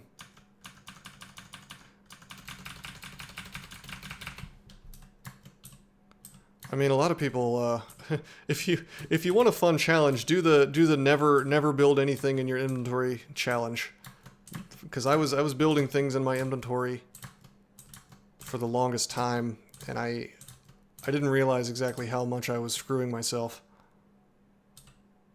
My hands are already shaking. Why? Because we're talking about Factorio? Yeah, Quad9s is like deeply afraid that he'll become addicted to Factorio sort of by proxy. I think I'm free of the Factorio curse because I have this space exploration run, and I tried to stream it. I tried to go back and stream it, but I hadn't played it for a couple months, and I don't remember what the hell I was doing. I sat there on stream for like 45 minutes just looking at my monitor, and I'm sure people thought I was having a stroke. I was on a treadmill, that's true. That probably affected things a lot, actually.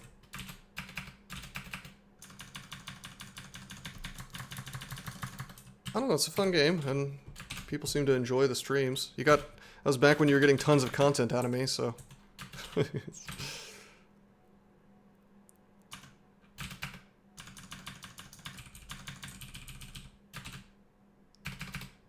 What are you saying, Wesley?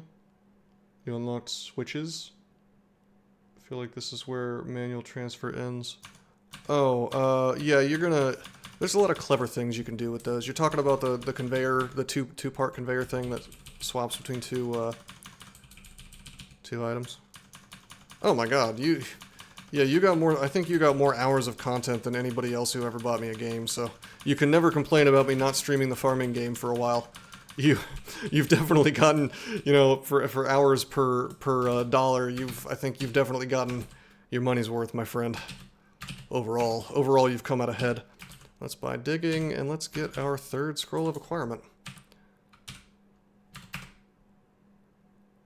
Oh no, I know. I'm just giving you a little grief. I guess we'll take gold. We don't need any of this crap. It is a real game, and like I said, I'm very grateful for it. I've had a lot of fun with it, and I may go back to it at some point. I don't know. I'm gonna be honest with you. I don't know if I'll ever finish that space exploration run, because by the time I want to go back to it, the damn expansion pack might be out, you know, which is a problem. You know what? I don't believe in the blindness confusion darts anymore. I just don't. So we're gonna drop them. I believe in digging, though. Oh, here's a fun little vault. Find it in the early game. Do you dare? Do you dare try to time your crossing through the fire? Pro tip, don't do that. Okay, so before we started our adventure on Depths 2, I said I was going to do a little inventory management. I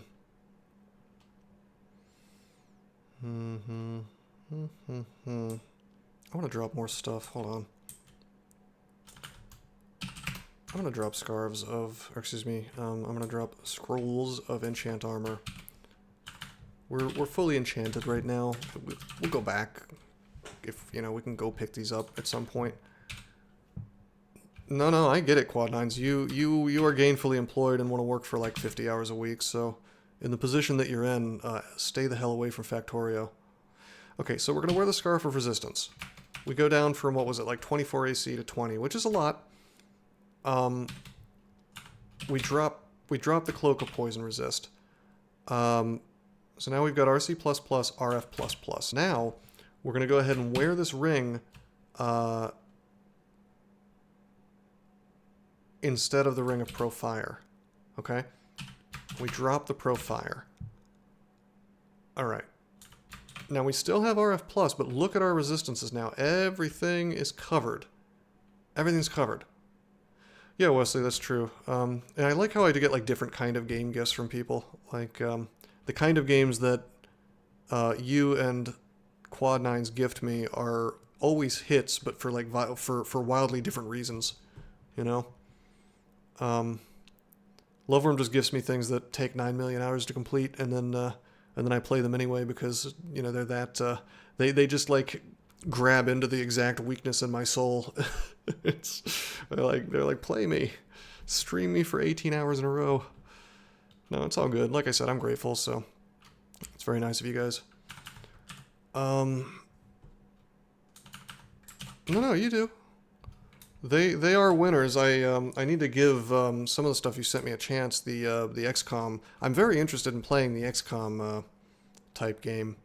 I mean, obviously I loved Factorio. There's no question about that, you know. Portal /Talos. I'm going to admit something that's going to take away all my gamer cred. I actually never played Portal. But yes, I used to play. If you're talking about just like first person shooters with a gimmick, I mean, I'll say this, I used to play a lot of Unreal Tournament back in the day. I played Dishonored. That's more of a gimmicky first-person type game. Yeah, I don't know, I just never got around to playing Portal. Don't own it. Seemed like a really cool gimmick for a game, I just never, I don't know, never got into it. Alright, we'll drop the Ring of Resist Corrosion if needs be. It's kind of cool how we've just been riding Acid Dragon Scales this whole time. I guess if I wanted to, we could have enchanted up Fire Dragon Scales or something, or even Ice Dragon Scales. But I think unless we find way more enchant armor, that's not worth it. Portal is too easy for me. Yeah. Yeah, I'll just grow a giant ego and be like, yeah, I'm too good for that game.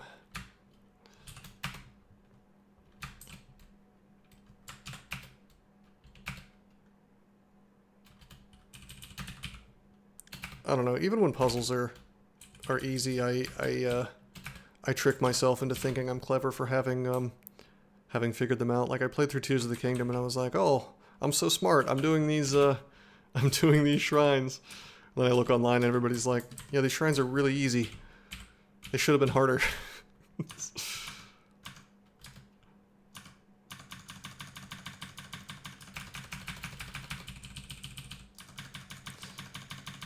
Did anybody here play both Breath of the Wild and Tears of the Kingdom, by the way? Because I was curious about other people's opinions on those two games, particularly like which one's better. If that's a question that can even be answered, you know. It's more of an opinion, I guess, but Quad 9 skins. Get out of here. Nintendo hater. You gave me so much grief when I was playing that game. I bet you do own a Game Boy. I bet you do own an actual Game Boy.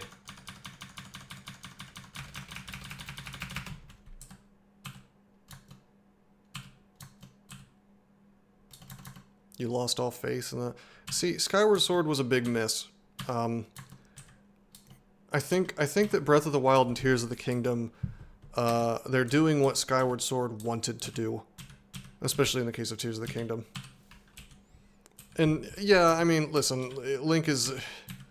You're not going to get hardcore Link back again. The one from Twilight Kingdom. Now there was a game. I think Twilight Kingdom was probably the last. I don't know. It was one of the last real Zeldas, you know.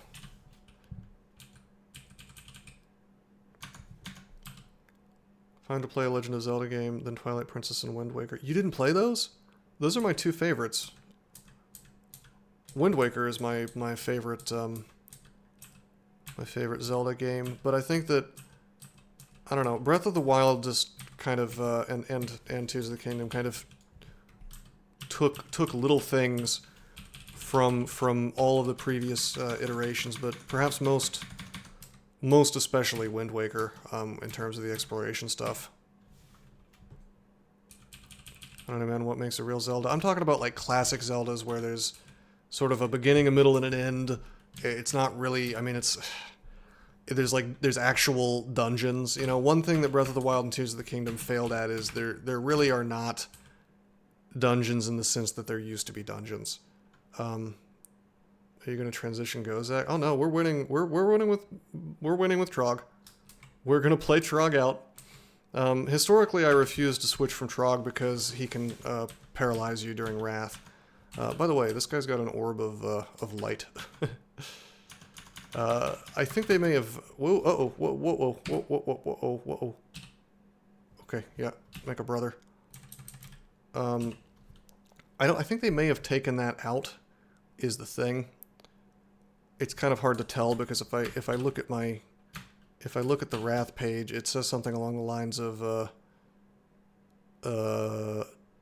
those who anger Trog begin to decay, slow, and collapse. Now, once upon a time, that was a paralysis. I don't know if that's the case anymore. But I don't want to fool with it. And most of all, I got paid to do this run as an OTAB melee guy, and I would feel remiss if I didn't stick with Trog.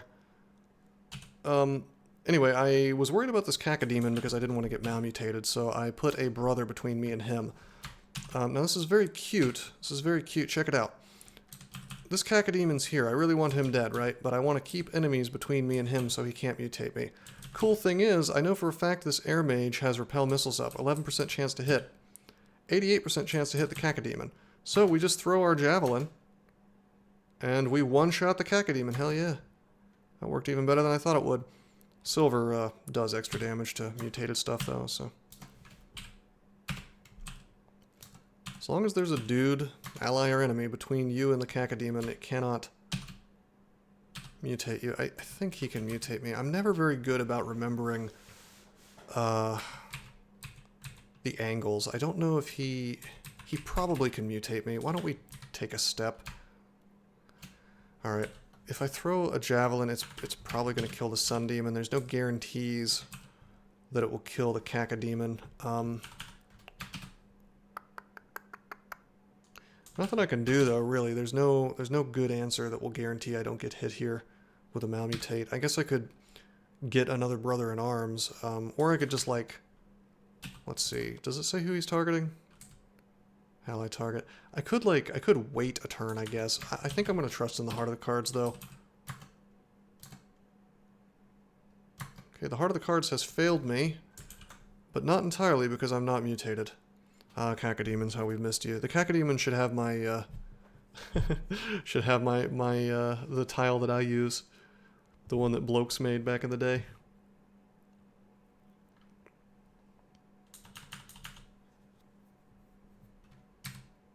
Anyway, we'll take a step, and now there's a dude between me and the Cacodemon again. Yo! Okay, my, Cyclops gets owned by the Cacodemon. Let's just go to war, I guess. Attacking at speed 0.7, which is not bad. Alright, I'm just gonna melee him. Okay, good. That was 3 Cacodemons. This has got to be some kind of Hell Portal Vault with the number of demons that we're dealing with here. But the real trouble is gone for the time being. Oh, hey, that's a... Yo! I'm just gonna go in.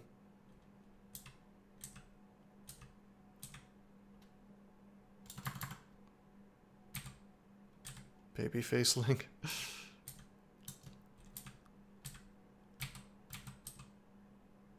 He was trying to mesmerize me. It doesn't work so well when I have a huge magic resist. Alrighty. Okay, terrific. Manual of evocations. Oh, you better believe it. You were wondering what that pink flash was? We're going to take dodging to 20 to match our armor, and then we're going to do nothing but use our manuals up after that.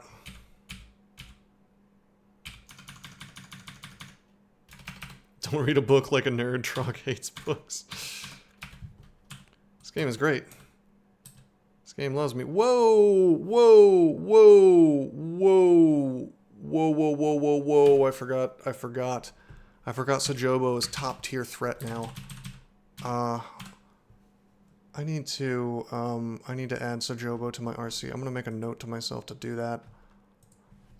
Add Sajobo to RC. See, the thing is that now, like, these guys can all stun me, right? And Arlek only kind of, sort of, can possibly block that from happening. And I don't want to be stunned. Okay, yeah, I'll stop. So, Sajobo has summon air elementals, right? This used to be just some melee dudes who could kind of mess you up a little bit, no big deal. But now they added this stupid-ass thing to the air elementals where they can just shock you and boom, you're paralyzed, deal with it. It's this stunning burst thing. It's a bolt. And so if you're resistant to electricity, there's a chance that it won't work, but magic resist doesn't stop it. There's no way to be, guaranteed resistant to it. Doesn't it bounce off walls? Probably. I don't know about that, but I know that I'm not concerned really about the damage. I'm concerned about getting stunned, and then Sajobo just hammers on me with his 47 damage hit a couple of times, while this other fella, I don't know, I guess he's probably not going to bolt me through Sajobo, but I'm just not gonna. We're just gonna burn a blink. Is what's gonna happen here. See, look at that! Look at that paralysis. Let's Brother in Arms. Oh, okay. Look at this! Look at this bullshit. Sorry, all the flashing is happening. It's because I have the air elementals in my RC file as something that should make screen flashes happen, but not Sajobo himself. Oh, you wanted to play the game? Too bad. Yeah, pretty much. Okay, so again, sorry about the flashes. Yeah, my brother is not, he gave his life for the cause, okay?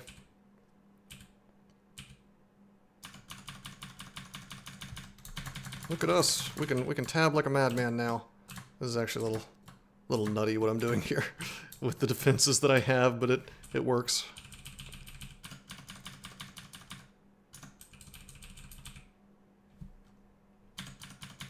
I could have tried to do a positioning trick here, but the earth mage would have just dug through.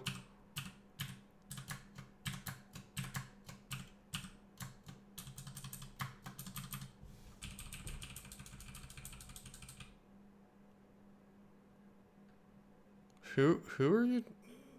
What? Oh, I know who you're talking about. Okay, it took me a minute. Was that the guy that got caught Googling about, like, hentai and then tried to pretend that he was, he was like, no, I was just trying to look it up to show my wife that it's real. Yeah, I'm gonna do the thing. So, Sajobo, I've been auto-exploring and he's gone, right? Like, I didn't find him. It says done exploring. Here's a neat trick. I want to find this unique, right? So he doesn't pop up during the orb run. What a nightmare that would be. So I'm going to go into map mode by pressing shift. I'm holding shift. I'm going to press X. I'm going to do control F. That makes me forget the floor. Now I'm going to auto-explore again. Oh, look, we found a reaver. I'm going to go back into map mode. I'm going to control U to unforget the floor.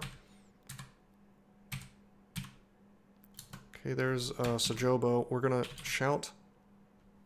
Shout. Maybe I didn't shout. I think I kind of messed up there. Let's take a step. Shout. Fight. Fight. Fight. Fight.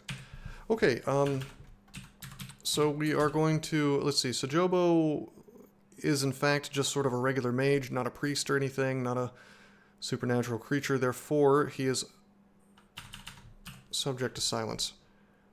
So this is what we should have done to start with. We should have burned silence instead of our beautiful, beautiful blink scroll. But this will keep him from...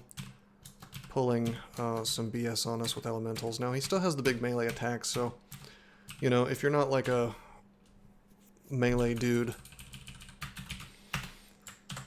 you know. I think he's guaranteed to drop Stormform, by the way. Dude, I love that song, Cyrano. It's, was that Tears for Fears?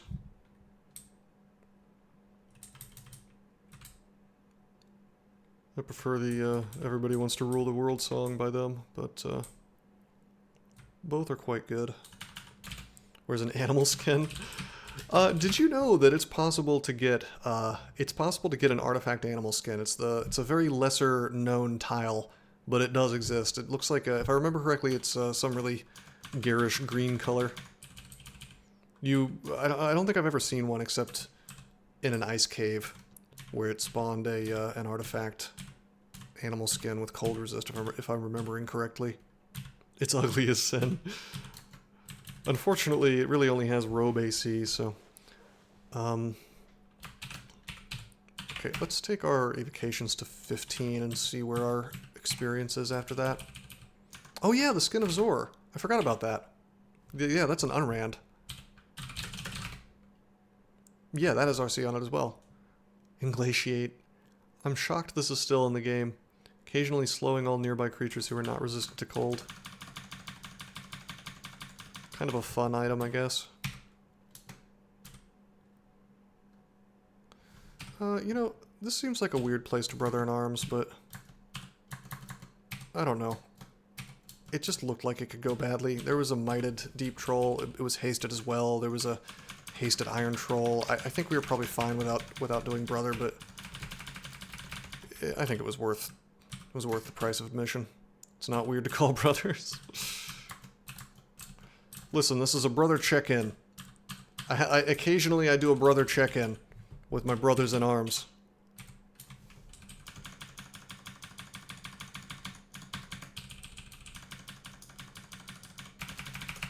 I need them to understand that they are true brothers. I love that little gif there, Jinx65. It's pretty rad.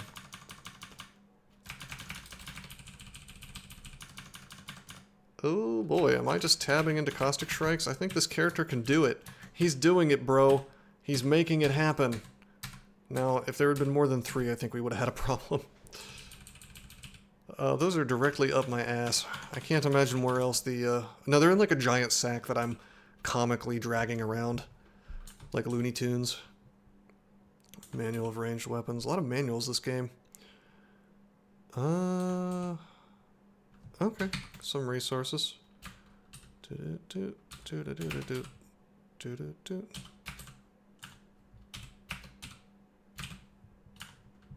I have a favorite dungeon in this game? Do you mean branch? Is that what you're asking me?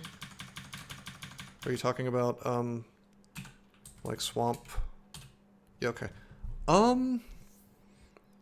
So if you're including portal vaults in that, I'd probably have to give the nod to Fleshworks, which is a whiz lab. If we're not including portal vaults, and I can see why you wouldn't, I'm probably going to give the answer that the branch that I feel is the best designed. What is the branch that consistently challenges you without feeling really unfair? The branch that you go into and you know what the threats are going to be, generally speaking, and you very rarely feel like you're just getting screwed over. I'm going to have to go with Lair, actually. Orc Caves is pretty close. My problem with Orc Caves is it does have the prerequisite of needing magic resistance for you to truly have a safe time. But I don't know, the Lair just feels, it's like so consistent, and when you do run into something weird, you almost never feel like something goofy is happening. Shoals is nightmarish for me these days, because I always wear a shield, and that is useless against the javelins in there, so I have a hard time with that. Okay, I wanted to fight this Shadow Dragon, sort of out of view of all this stuff. Hold on, I want to take a step. I am going to fight in view of the Enchantress. She can't really do a whole lot to me. She can strip my magic resist. But that's okay. Check this out. These guys all have really good evasion, but no AC, so... Or low-ish AC. Let's Condenser Vein. Boom, baby! Roulette of Galubria. Really? That's my least, I think it's cool looking. I think it's Kino or whatever, but I don't know if it's, I don't know, it just feels like a slog to auto-explore through that and then to manually go into the portals. It just doesn't, to me, that's not fun. I think that if you want to talk about a whiz lab that does that same sort of thing better, in my opinion, I would say that the Moonbase is really cool. Moonbase feels extremely Kino to me, and mechanically, yeah, I'd say it's mechanically interesting because you got to deal with the mutation threats and whatnot. The boss at the end is cool too because you get a nice, interesting, unique piece of loot at the end. In fact, I may actually like Moonbase more than Fleshworks. I think I like Fleshworks a lot because of the fact that you get so many mutation potions, and the mutation system is one of those systems in the game that's just like horrendously broken right now, and they just refuse to fix it. Vaults is well put together. Okay, I can buy that. Yeah.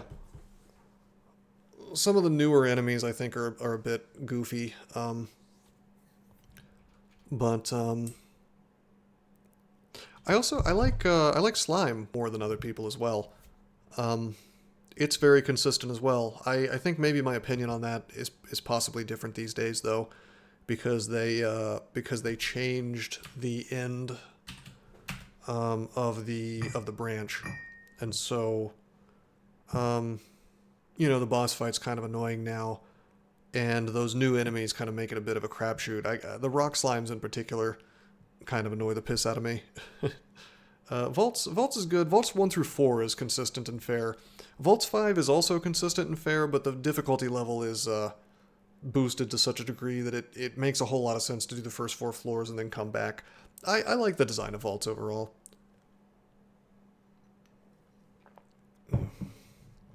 Take a little sip there. Oh yeah, I was gonna pick up the fairy dragon scale. No, I don't need the lower AC. Just once I want to find fairy dragon scales, and have it be an item that I would actually want to wear. Zotius, thank you for the follow. Yeah, I don't know how I feel about that Night Breezer, because, like, first of all, I guess I'm glad that floating eyes are gone, because I thought it was really lame. Well, here's the thing. Floating eyes were a very cool, well-designed enemy.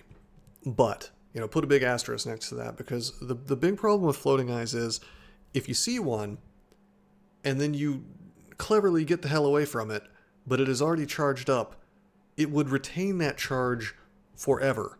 Okay, so if I go up, and the thing charges while I'm going up the staircase, I can't go back down, because I'll get paralyzed instantly. It's bullshit. So I'm glad that that's gone. On the other hand, the fragile effect... Okay, first of all, they stole this concept from Rift Wizard. Secondly, I don't think it has to charge up to do this. So, it's... In a way, this is almost more dangerous.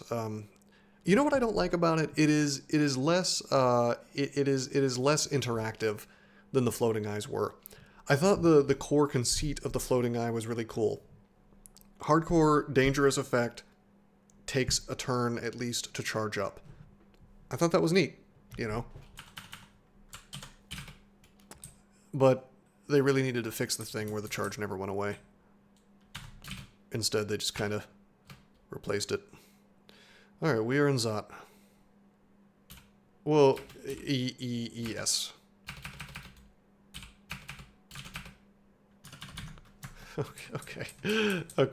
Okay. This is very cute. Reading telly, going down. That's a cool trick that you should remember. Whenever you have a floor that's doing this bullshit to you. There was more than this. I don't know why it's not showing all of it. I think it's line of sight, yeah. What is this? This is the protean progenitor. It irradiates, and monsters pop out when they die. We have 2 digging. Well, let's box a beast. Let's, Brothers in Arms. Reading. Because I read a scroll. Yeah, well, sometimes you gotta do it, Quad 9s. It's still smite. Yuck. Can you poison these things? These are new. It's our poise. I almost want to throw javelins at it. It says it's hated by Zen. I think I'm gonna... I got my throwing to 20, right? Let's throw a rock at this guy. And we miss at 83%. Very cool, baby. I don't want it to be next to me. Yeah, it looks very silly. It looks too harmless to be a big boy spooky enemy. Can you silence it? I doubt it. No, master the following spells, affected by silence and anti-magic. And it doesn't say that it's immune to drowning, so why don't we just, hit him with the file. Okay, he won't be irradiating, anybody. Because he's waterlogged, which is the same as silence. Okay, he's dead. Now what is it that he has spawned? Aspiring flesh. Divided and churning remains of a protean progenitor. Striving desperately to blah blah blah blah blah blah blah blah blah. Stronger and swifter than any such creature found elsewhere in the dungeon. It cannot move. Okay, so it's going to turn into something that is stronger than the base. Oh, that sounds metal, Ruffle Iron. By the way, I don't know if I've said this, but very, Very, very good name. Saying it out loud, I finally get it. I think I might just break the game. I'm kind of tempted to phantom mirror the aspiring flesh and see what happens. I doubt that it's coded well.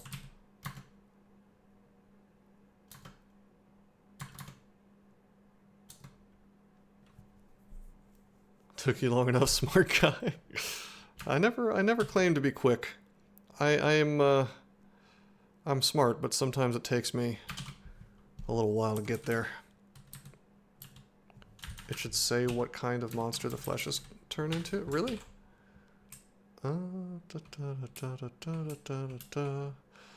Shock Ox Beast. I did that at the start.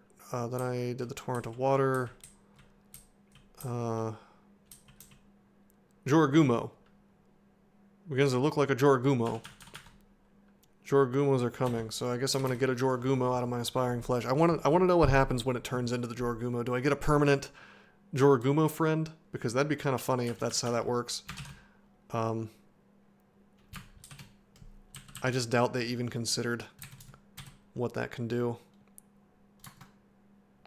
I'm guessing they're just gonna kill my aspiring flesh, though. Well, because it's gonna turn into something else, right? So... this is really annoying. He's just going to keep lightning bolting me, and he's going to destroy my friend. Maybe not. They're dangerous because he is hasted and mighted. Kinda. I have resist negative. I mean, it's not great, but... I'm just going to Brother in Arms again, by the way. I'm killing so many casters here. Okay, I mean, yeah, it's a lot of damage as possible here. If I were to, like, silence, it'd be better, but... we're just gonna try to melee it out. I'm frankly more concerned about the Protean Progenitor. Okay, what happened? Hold on. Did they kill my... Your aspiring flesh shapes itself into a furious... Joragumo. But did it? Did it really? Because I don't see my bro. Now that's a spellcaster, so Trog wouldn't have liked it, but did it just like say that I got a Joragumo and then the thing didn't appear? No, wait, no, there it is. Okay, wait, they fought it. So I did get it. I wonder if it was permanent or not. We'll have to try that again at some point. Loveworm, I think they're just not thinking through their own propaganda these days. Or whatever. I'm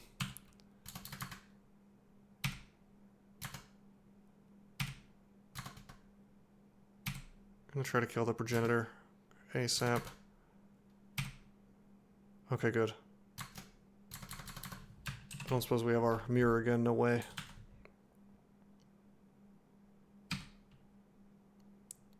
Brother in Arms again. Yo, why am I slowed? How the hell am I slowed?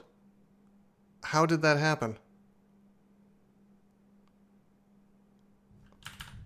Excuse me. Excuse me. Developers, please stop cheating. How am I slow?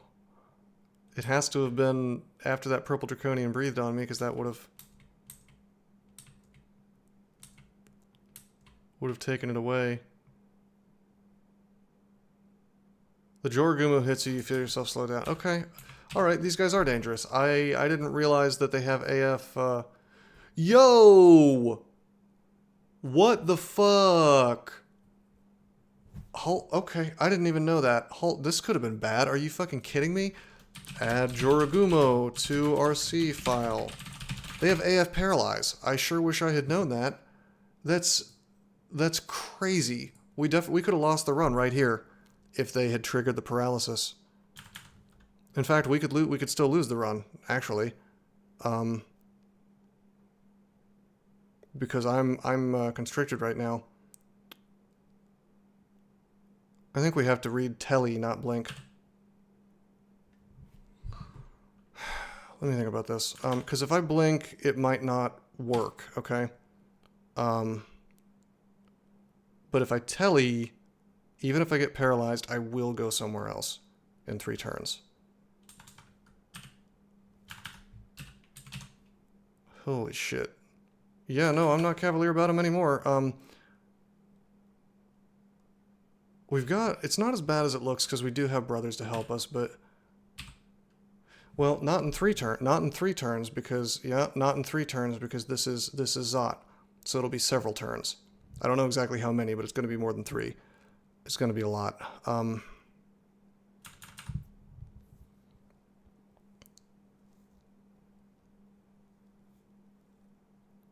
Do I just drink heal wounds? It's such a weird choice, but I think I do.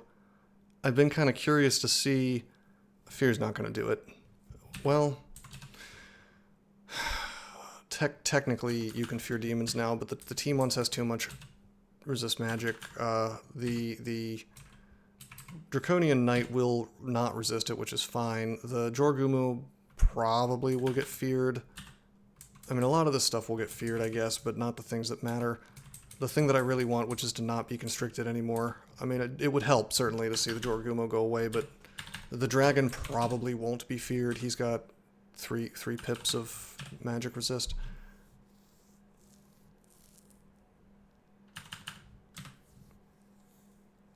Ah, man. The Chug is AoE. Something I've been curious about the Chug is whether that will give me multiple attacks. Like, it's a cleaving attack.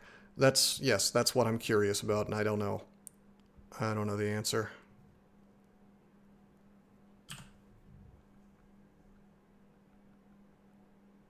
I can't survive that many turns while paralyzed is the thing.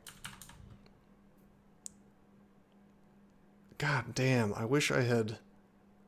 How did I go this whole time without realizing it as AF para? That's incredible.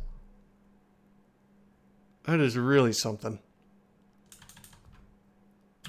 Well, it's blink or telly. Those are the only 2 options. I think it's blink. One word in a sea of words. I think it's blink because of how long I will spend teleporting. This keeps control of my character for... Okay, we failed. And we got paralyzed, I think.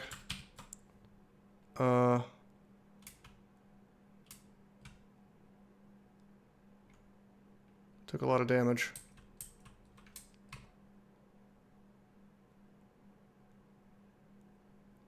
We failed to blink, which is super lame. Man, we could actually lose this run. We didn't get paralyzed, we just took shitloads of damage because we're... Yeah, we got hit with a Quicksilver. Which, it's cute because we're still slow. I'm gonna blink again.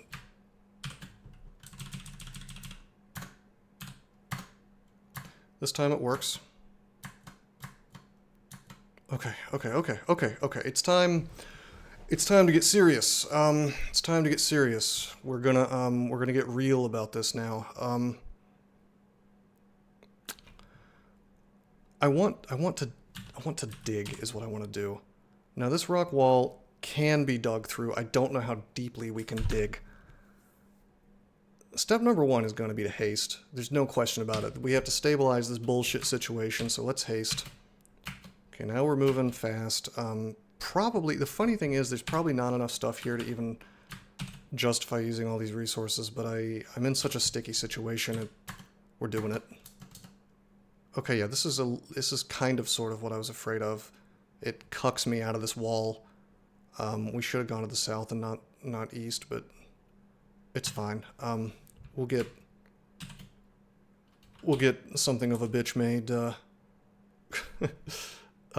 kill hole, I guess, kind of like this. Then again, I could just hang out here. We'll go the whole extra mile. Okay, now we will Trog's Hand to regenerate. I'm gonna go ahead and drink my... What else am I holding onto all these potions for? Yes. I'm gonna drink Agility. Just kidding, that's not real. Something I've been trying to figure out, I've been curious about. I want to drink Ambrosia and see if I get big heals from it. Savor every drop. You feel invigorated. So does that mean I get like double healed. All right, let's drink a heal wounds. I want to see something I've been wanting to sort of investigate. If I drink the heal wounds while confused, do I still get my attack? The answer is yes. So if I just want to be Mr. Mega Healer Man, I can Ambrosia and then just suck this stuff down, which is really cute. Hey, get off my grits. You missed a dangerous situation due to my ignorance about how Jorgumos work.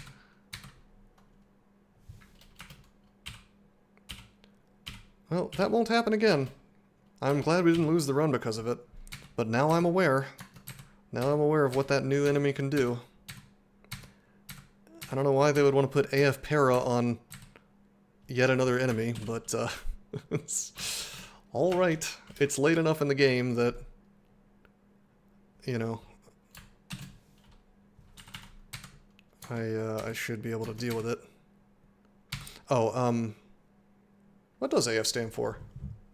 I know it's AF underscore whatever. What I'm talking about is like an effect that happens when you attack. So if I say AF ensnare, you get ensnared when they hit you, when they attack you with a normal attack. AF para would be you get paralyzed when they attack you or when they land an attack. Maybe it stands for attack effect. That would be AE, not AF. Yes, that's what that means. That is what that means. We're gonna Ice Blast. Do I wanna this dickbag could blink me out of my hole. So we're hasted, we're mighted. We're gonna be throwing javelins at him. Because we want him gone. He's gotta go. Hey, Tone. Hey, Tone, he's gotta go. Okay, there we go. Well, the Zot has successfully made me shit my pants, but that's okay. We're alive. We're okay. Everything's fine. Everything's good. Oh, we used up our manual. Almost 15 evokes now. -2 aptitude, and we got our evokes to a solid level with the help of a manual. Yo.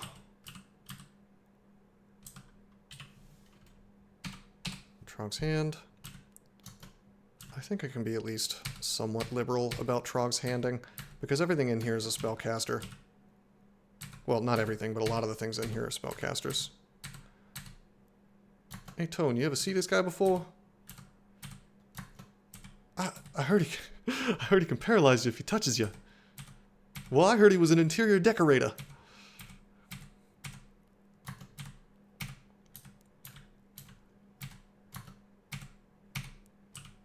This channel is just going to devolve into Sopranos posting. And then after that, it's going to devolve into Gap posting. You guys are going to long for the days. You guys are going to long for the days when I went on political rants. You're like, man, why is he just saying really dumb Sopranos quotes over and over and over? Why is he doing this? How about that prick's face when he saw the get? Alright, we'll take shields to 20. Sick shit. Satanic black magic. No Gap posting? No, that's the funniest one. That's the funniest line from the entire... How about that prick's face when he saw the get? I'll say it 5,000 times. You just wait and see. I hope there's people in this chat, and lots of them, who have no idea what I'm referring to and think I've just lost my mind and or am having a stroke. So check this out. Protean Progenitor begins to look like a formless jellyfish. Did they just make a list of things that can paralyze you on attack and say, let's have it turn into that shit? Because that's also a new enemy that paralyzes you on attack. AF Para, AF Paralysis. It's almost like they have no good new ideas and are just throwing shit together randomly. Like, oh, you mean there's 2 new enemies that do the exact same thing almost? It is Cyrano, but in The Sopranos, there's this scene after Tony Soprano and Christopher have sort of robbed some other like some biker guys at gunpoint. Tony says, "Did you see that? How about that prick's face when he saw the gat?" He's referring to the gun, but people have appropriated that scene and they're saying that he is talking about the gat because he makes a face afterwards, which is the face that Quad Nines makes every time he sees a gat. All right. So this progenitor is becoming a rad roach, which is not something that paralyzes me. So my theory is dead. Although it is all like new enemies. Can we take down the aspiring flesh before? Apparently not. I took the risk of being paralyzed. Okay, we're fine. Oh, we with the vipers. I should play Battle Brothers and make my Battle Brother company called the Vipers. Hey, you know who you're fucking with? You know, with the Vipers. Oh my god. Quad Nines. Shut up. Oh my god. You could have saved that for when I finally do splat the streak. You should have waited until I was like actually ass hurt and mad about losing the streak forever. That would have been perfect. And instead you used it in this moment. You should, like, on one hand you should be proud of I mean, that was genuinely really funny, but like you should also be ashamed that you didn't use it at the perfect moment.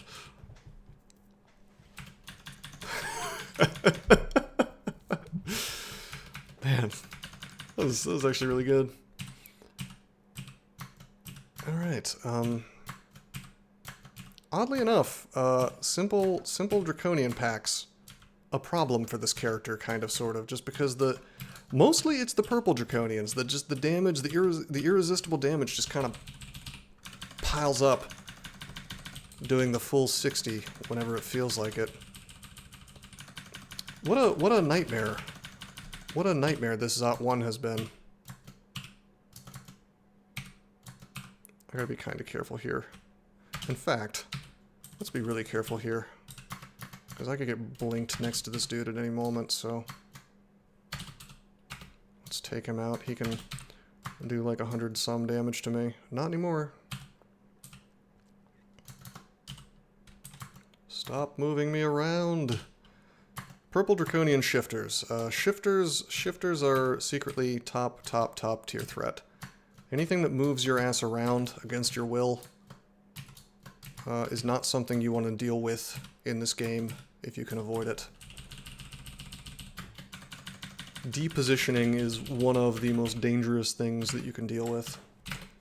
Anything that takes control, I mean, you'll see a theme in this game. Anything that takes control away from you, you want to avoid. Okay, Storm Dragon scales are available. But still just the 3 Scrolls of Ancient Armor, so I don't think we're going to be fooling with that. I think we're Acid Dragon scales for life.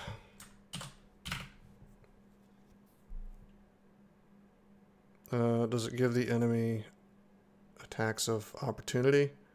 God, I hope not. I didn't think about that. That would be really goddamn stupid. I didn't see that happening, but I'll check next time. I doubt it. The devs are dumb, but I don't know if they're that dumb. It's not impossible. That's, yeah.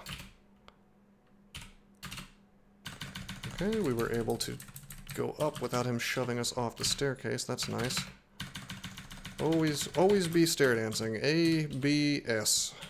Always be stair dancing. Why am I a tortoise? I guess because my armor is 20 and that's my max.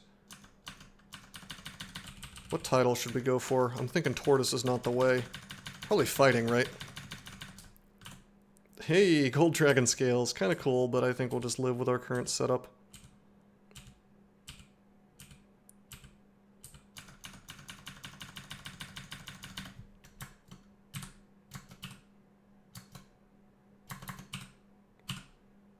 Nice try, buckaroo. I'm keeping an eye on you and your ability to LCS me. I'm going to take intelligence, just for Clown Pie's taking away int.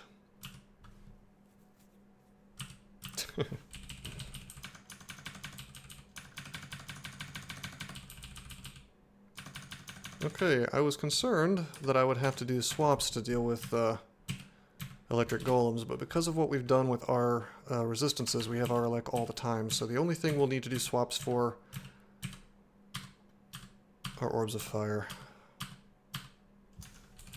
Or just buff up. And yes, I am going to full clear Zot. I don't believe in diving Zot. Sword of Sharpness. Is that a thing? Sword of Sharpness? Oh, yeah, I guess it is now, huh? God forbid you have Vorpal. Oh, boy. This is the quintessential bad situation that's caused by Curse Toes. You turn a corner and then they surround you with bullshit. We have lots of fog. Why don't we just use it?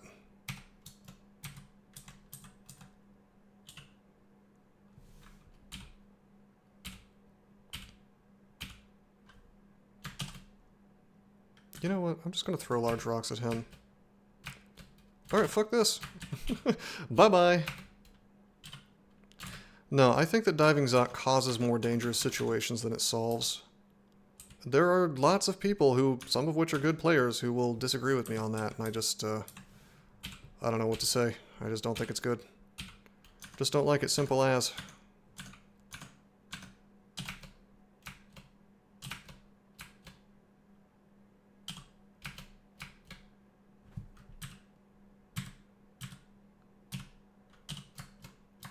We'll just fight at this, hatch. You know what? We're gonna go up. We'll take these two guys up.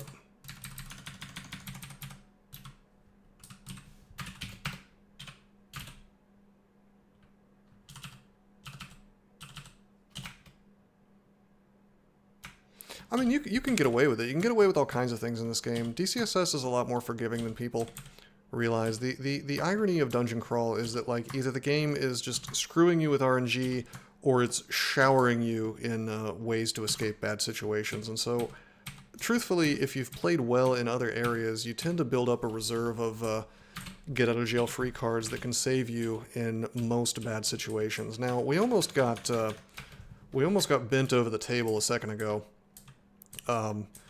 because the dire situation happened where you try to use a blink scroll while constricted and it just doesn't work.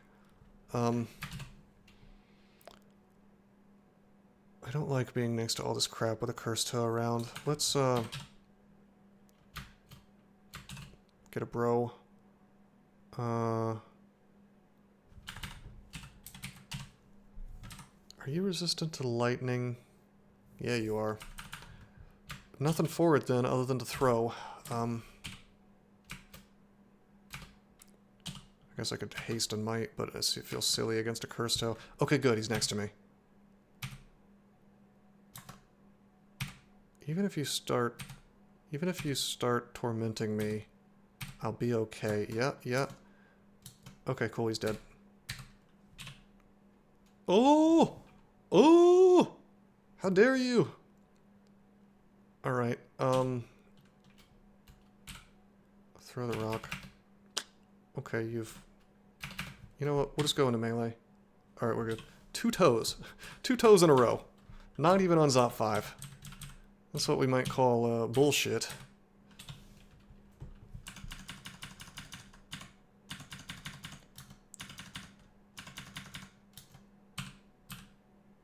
Okay, we got blinked and nobody got attacks of opportunity there, so I'm gonna go with, that's not how that works.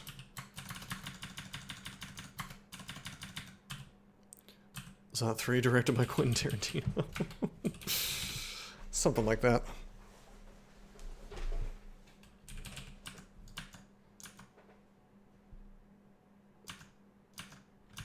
Were you trying to make that joke? You were too slow. It appears the European gentleman has defeated you. Yo! Okay, so on our Zot 3 today we have Orb of Fire as well. Okay, he just doesn't want to give me a turn out of his line of sight, but he somehow hasn't seen me, so I guess we'll pop on the other RF. Okay.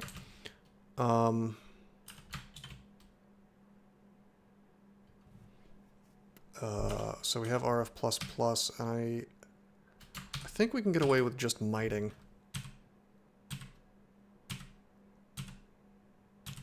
Please don't mutate me. It's a little bit BS that these guys can mutate you, but it does a good job of making them something you don't want to treat cavalierly, I suppose.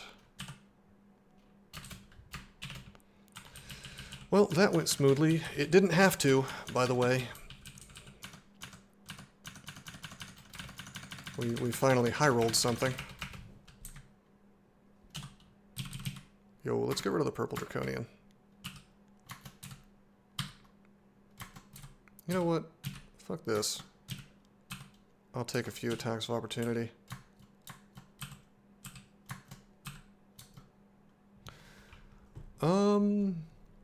Alright, let's put on fighting. I'll take a fighting title.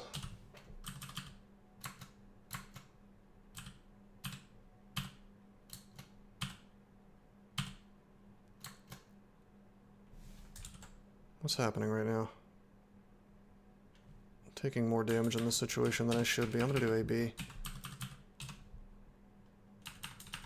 Yeah, tortoises from armor, that's about to go away.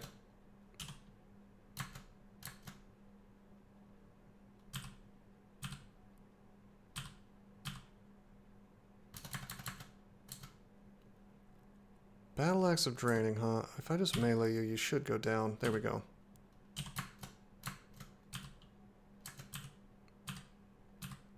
Oh man, two guys with halberds. Yo! It could be from shield. No, because my armor was above my shield. You know what? It's condenser time. Y'all want to be just hanging out in front of me? Well, enjoy being in clouds while you do it. And then we've got 15 evocation, so I'm also gonna, Ice Blast. Okay. Still regenerating. This would be a much uglier situation if I didn't have the regen.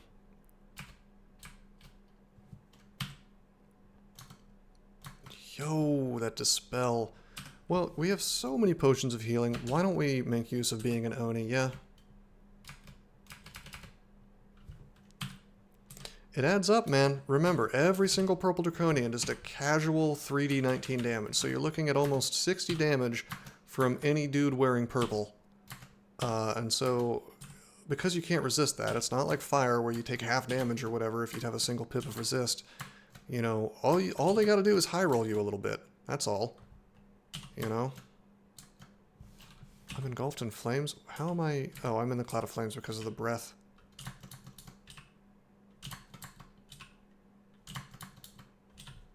Still have resist, but...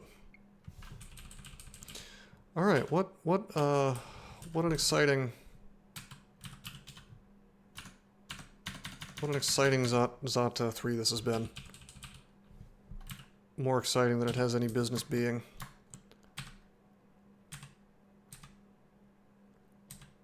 Oh. Let's silver. Javelin.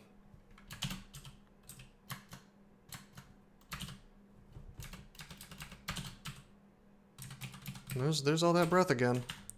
I'm actually gonna do AB.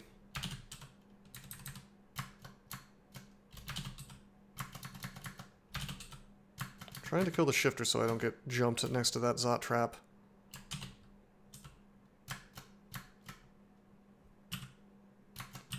Okay, we're a little corroded, but that's okay. Honestly, the whole Purple Draconian Quicksilver Dragon thing is a very weird interaction with the other stuff in Zot, and I've always thought so. Because, half the goddamn things in Zot now will slow you. Like, Death Coms will slow you. Joragumos, which I guess technically aren't in Zot, but, you know, the Protean whatevers will turn into it. It just, I don't know, it feels... Particularly the combo with the Death Coms feels strange because, you know, you get the slow turned off, and if the idea is to just create maximum chaos, then fine.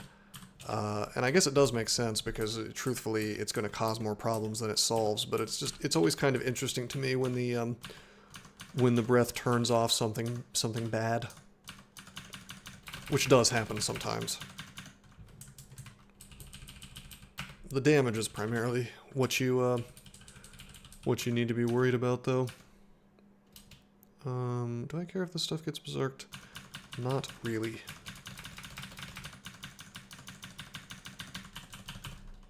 This is this funny little vault that usually shows up in Elf.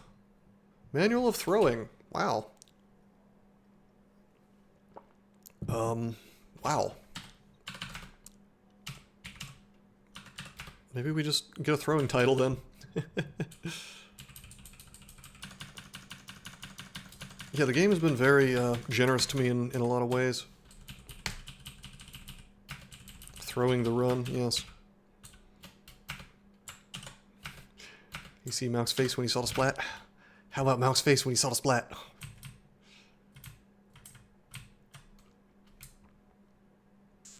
Alright.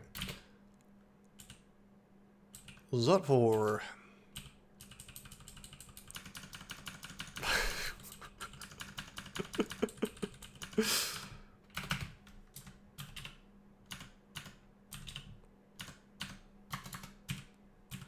Yo, they are not shy about that dispelling breath.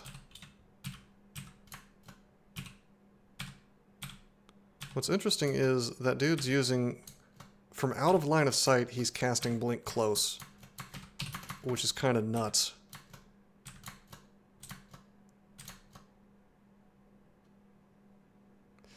Okay, why don't we Silver Javelin? I want this cob gone. I don't want to be slowed. What is melee? We're not slowed yet. He can't, like, secretly paralyze me now, can he? No, it's just slow. Hey, yo, I think that was Corn Pop. That was Corn Pop. It was him.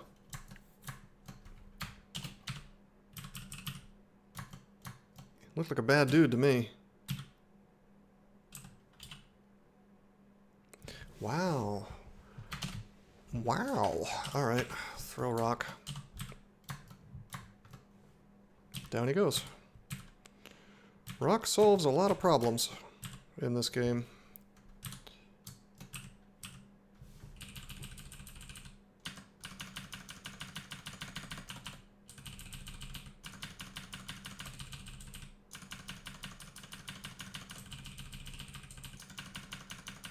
Whoa, whoa, whoa, whoa, whoa, stop tamming. What am I looking at here? Oh, it's Pargheat. It's Pargheat the Mighty. He no longer has anorexia. Or I guess bulimia is what the previous version of him was a reference to. Sorry about me snapping my, cracking my knuckles there. An unusually strong troll, his thick frame scarred by many against the odds victories. He has been wounded so many times that his body has adapted, and now heals almost instantly. Super fast regen, I guess? His necklace of troll claws is a memento of those who underestimated him. Oh. Well, he's got massive magic resist, massive AC, pretty damn good EV. Regen 27 a turn. That's a lot. Only 120 HP, though. Well... Quivering large rocks. Make a couple of bros here. Looks like I'm running myself out of piety. I should stop being so, I really didn't need those bros. Speaking of bros, plus 7 gold dragon scales. Oh, you're gonna make me consider this. Oh my lord. I think I have to do it, my boys.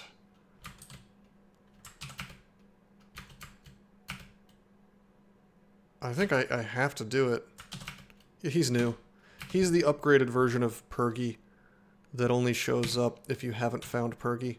There's like a super version of uniques now. I assume he always has some armor like this.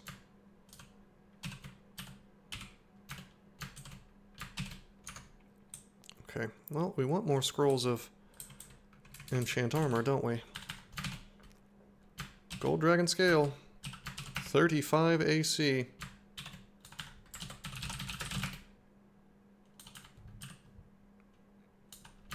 Now we're lacking in our core now.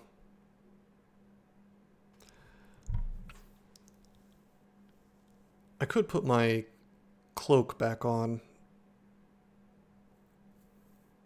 Let's think about how this affects everything. I don't have to have our core on all the time. It's something that I like to have. What are my sources of our core? It's just a ring, right? Yo, never mind. There's a cloak that I could wear.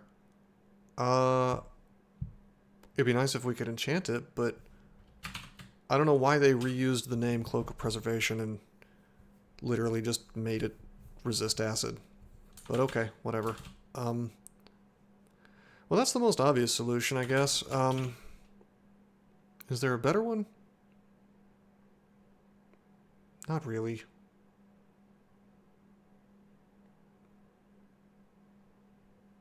Well, we could take the,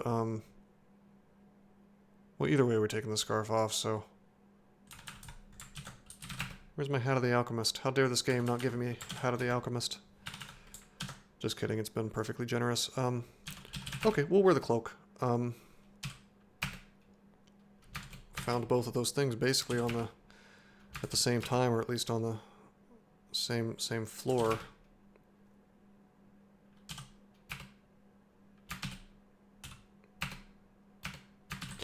Okay, drop Scarf of Resistance. So we end up with 1 pip of resist everywhere. So it's the same situation as before with resistances, but significantly more AC and a good chunk less EV.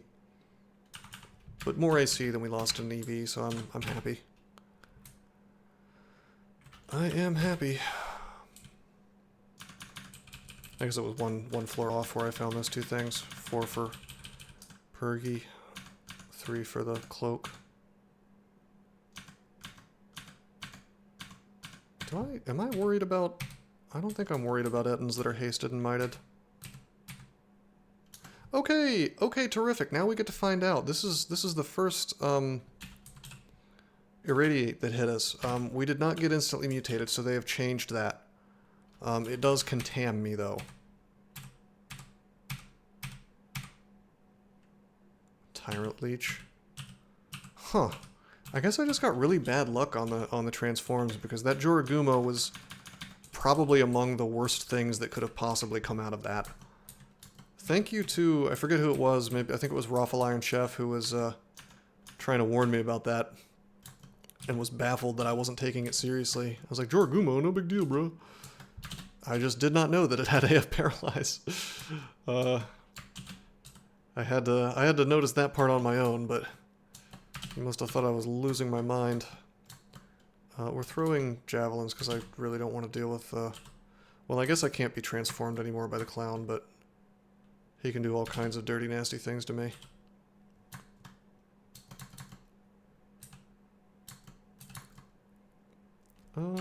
Do I want a condenser vein? Well, it doesn't matter because I can't.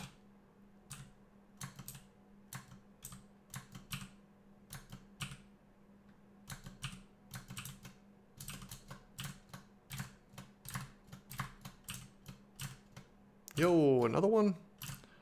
How has Zot been such a nightmare? You know? They can't paralyze you anymore, right?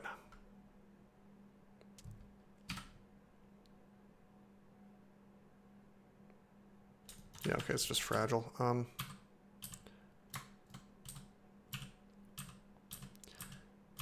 Anyway, yeah, like, Zot has been just wild.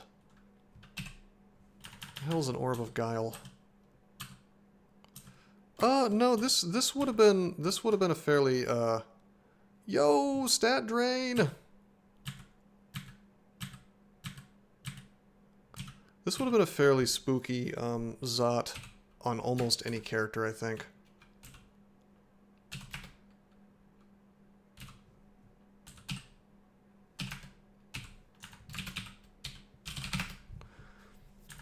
won't even let me look up Orb of Guile, so I have to pick it up and then look at it. Oh, okay. Okay, you just have to remember that, I guess. Guile, because God forbid you look up something somebody's holding. And everyone they hex. Weakens magic resist. Well, obviously Gozag would have had an easier time, because Gozag has an easier time with everything, but... No, it would have been, it's, you know, as far as Zots go, this was not one of the easier ones, I'll say that much. We haven't even seen Zot 5 yet. Maybe I'll get teleported directly into the end vault. Won't that be cool? Won't that be cool when that happens?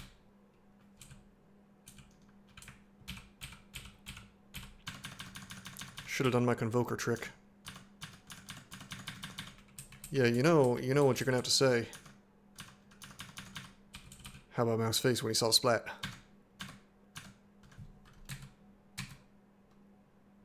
Okay, this is annoying. I am going to drink, you know what? I am going to drink haste and might. What is this, 75 damage? Yeah, 75, it's okay. They can't one-shot me. Splatting on 69, I mean, that would be funny, I have to admit.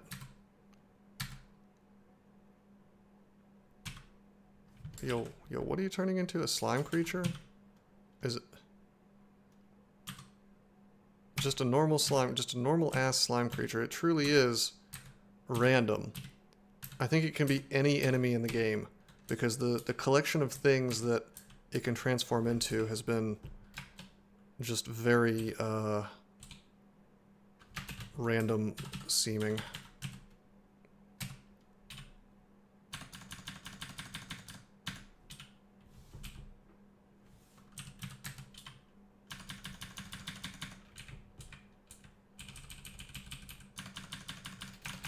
Yeah, you can slow me, that's fine. Yo, I still have stat drain.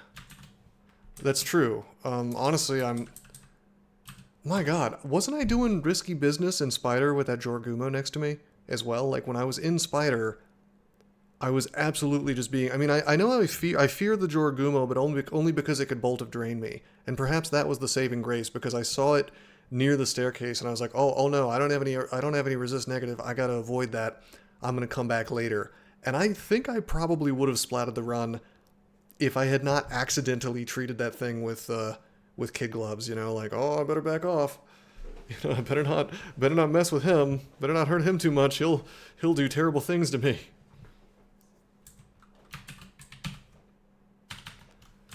Yeah, oh no, yeah, you don't want to, I mean, if they're like solo and you've got enough resist negative, it's probably okay, but when they have buddies around them, I mean, I don't know, like, so they're clearly modeled off of the, no, not that one, off of the Hornet, you know, poison, paralysis, and slow, same effect. But those guys are fast, sure, but they only do 18 damage. If I look at the Joragumo, the 28 damage is not that bad. If you have really good AC, being paralyzed next to that is not going to be a problem. But the Bolt of Draining? Are you kidding me? That's like, even if you happen to have resist, that's still like, what, that halves it, right? So 1 pip of resistance, you're still taking up to 30 damage, and the other thing is, like, you might come out of that paralysis and you're still ensnared, because they ensnared you. It's just, I don't know, it's miserable. Like, this is a miserable enemy. And unlike the thing that makes the Hornet interesting is that it's really squishy, right? This is not a squishy monster. It's got 85 HP, and it's got really reasonable EV as well. So, like, you can do things that, I guess, ignore the EV, but it's hard to chew through 85 HP in one hit, you know? Whereas a Hornet, you could reasonably take it out in a hit or two. Another reason why this is bad design, well... No, the MR's not. I was going to say the MR is too high, but it's only a little bit higher than the Hornets. It probably should be 1 pip. I feel like most of the time when you put an enemy in the game that can just, like, cause you to lose regardless of anything, you should probably make a lot of counterplay to it. And so you you know, you really want to make the magic resistance low on a lot of that stuff, I think. Because if you don't, I don't know. You might end up in a situation where there's some real bullshit in the game. Let's box of beasts. I don't want to be slowed. You know what? I'm going to condenser vein. I was really hoping for acid cloud on the ancient lich, but you know what I got instead? Nothing. I got nothing. Phantom mirror the cob. And now the cob has slowed the enemy cob, so that's good.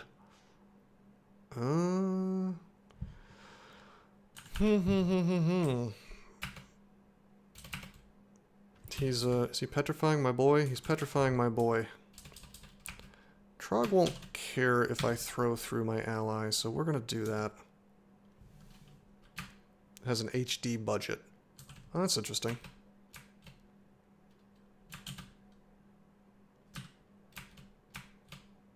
Got him. Keep training throwing until our manual is used up. I really cannot have too much throwing. I'm not even sure if it's possible to get Mendeley on large rocks. Reached at level 26. Alright. But even after you have Mendeley... we're slow. It's okay.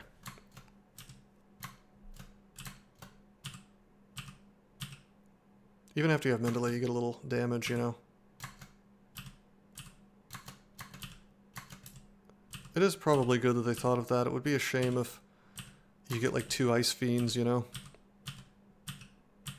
And I do think it's interesting if it can sometimes spawn, you know, like 15 things, but they're all really low hit dice, you know. Because I noticed at one point I got fire crabs and I got 3 or 4 of them, rather than the 2 that I was getting before. But I mean, my god, a hasted, mighted Joragumo? 2 of them? What a nightmare. To be fair, listen, I will say this about that enemy. Not the Joragumo, but the Protean Progenitor. You get a whole lot of time. It telegraphs exactly what's going to happen. So if I had realized exactly what the Joragumo could do, probably I would have read Telly as soon as I saw that that was going to happen. Like, I would not have tried to play with that even a little bit. That would have been a no-go situation, my friends. I'm actually fairly lucky that the run's not over.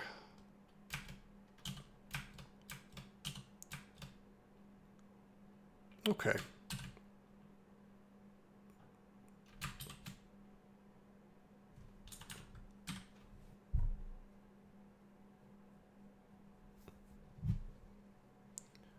Okay. Actually, hold on just for 1 second. I'll be right back. Just give me 1 moment here.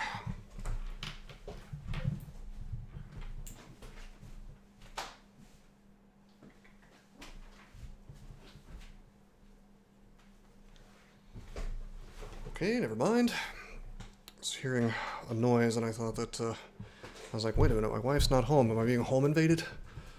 But, I'm just hearing things again, apparently. It's probably an animal, actually, outside the house. Or maybe someone, maybe a DCSS dev has finally shown up at my house to take revenge. Maybe it was Rogi. Rogi is at a pet hotel, actually. Or whatever you call those things, like the place where you,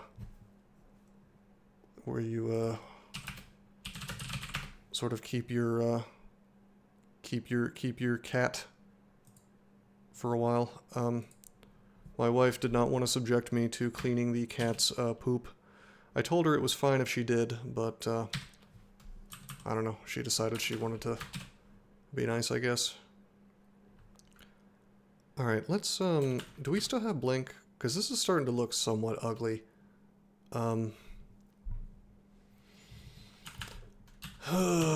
Multiple clowns. I don't want to be stat zeroed.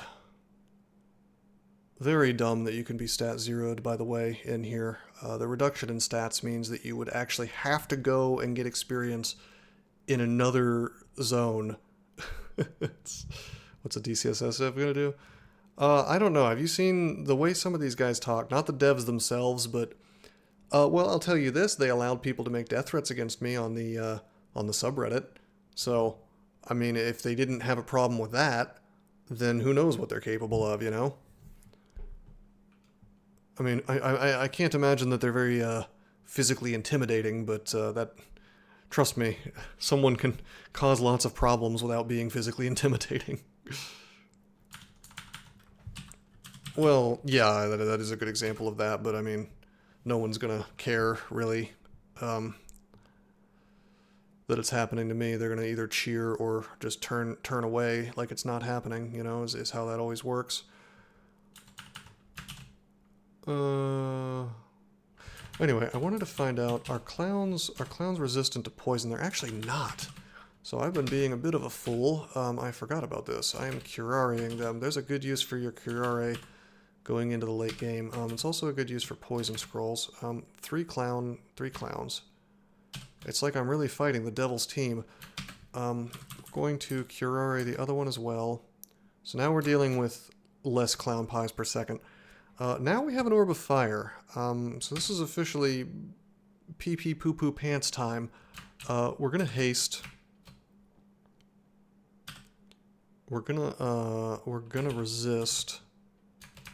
I don't want to be fighting all this stupid bullshit, but I am. So we're gonna might. If I lose stats like one time, we're gonna blink out of this, I think. Is there anything else I want to drink before I go to work? I think I just want to go to work. I think probably we want to use javelins, because the silver will do extra damage to orbs of fire. You can actually one-shot orbs of fire. Okay, still no more stat damage. This is perfect. Look at this. Look how beautiful this throw is. We get a clown, we get the orb, and we get the cob. We really want the cob gone. We don't want our haste to be ruined with a slow. This is looking disgusting. We still have the blink, right? We have 2 blink, actually. I wanna be like Trog's handed, but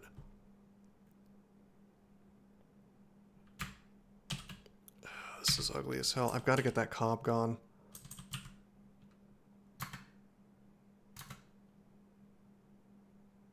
Okay. Are you resist cold? Yeah, you are. My instinct is to Ice Blast, which will take out the... which will definitely take out the clown, which might take out the orb of fire. I doubt it, but it could. Actually, it won't. Will it take out the cob? I don't think so. But it is the most damage per move, probably. Then again, if I silver through these guys, that's going to do a lot too. I think I have to do the Ice Blast, because this will take out the clown for sure, and it'll do a little bit to everything. So even if it doesn't kill anything else... Wow, it didn't take out the clown. Incredible. Okie dokie.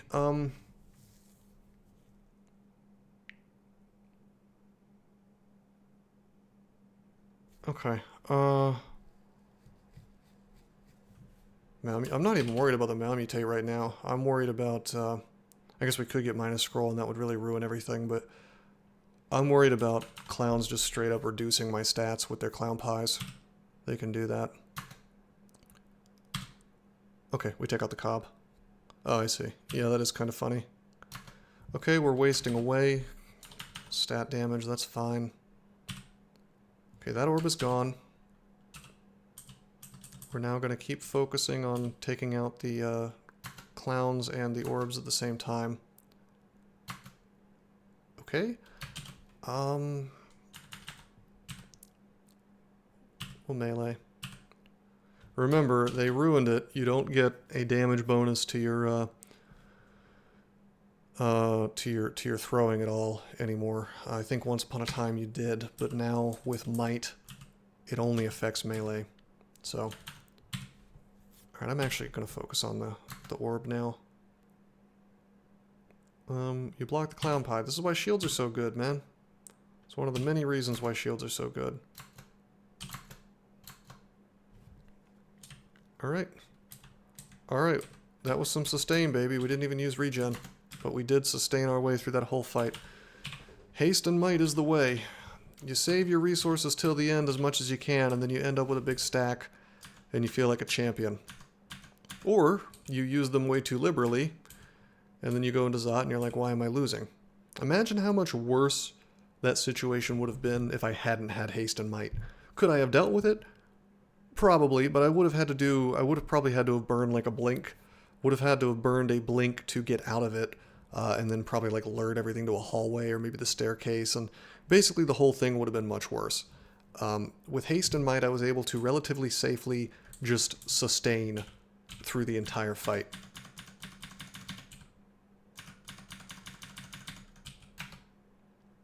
Okay, we used up our we used up our throwing manual. Wonder if I could get the 27 skill for throwing. Nah, the cost is too high. We'll just turn fighting on. Maybe we'll end up with a fighting title. Oh, yo, let's leave the line of sight of the Zot trap. This golden dragon armor is keeping my ass safe in the face of fighting multiple orb guardians. That and my shield. Man, this kite shield, this medium shield, has been so good to me. And we found it on D3. I figured we would end up using that for the whole run. I mean, I could have more SH if I wanted to, but why bother, you know?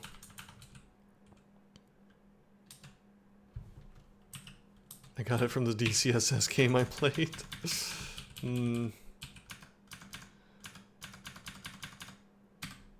Okay, this is another haste and, well, resist first, actually, and might situation. 2 orbs of fire at the same time. Waffles, that sounds nice. Name the shield.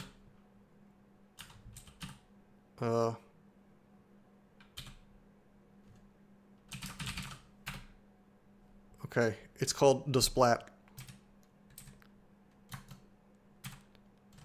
How about Mac's face when he saw the splat?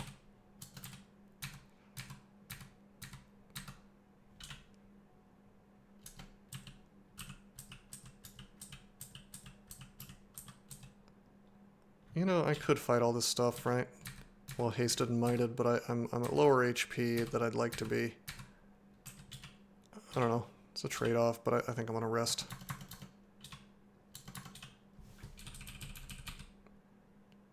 Truthfully, we can take a single orb of fire without doing anything other than swapping RF on.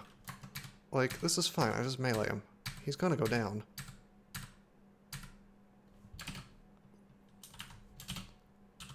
Well, or he's gonna bring friends. Yo, that was a ton of damage from that silver javelin.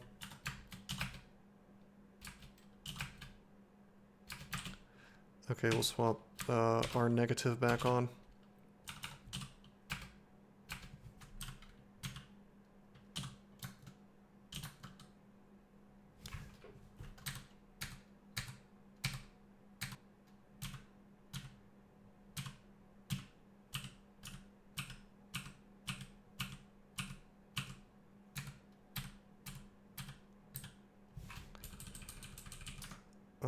Okay.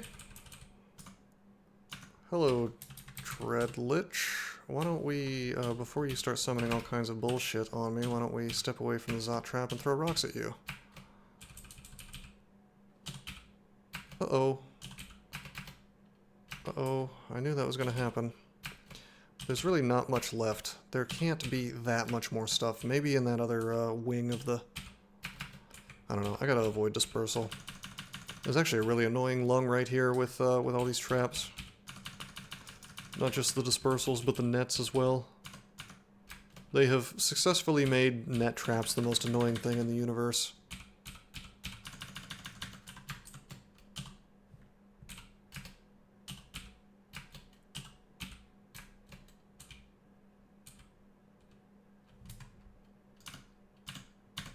Okay, no way.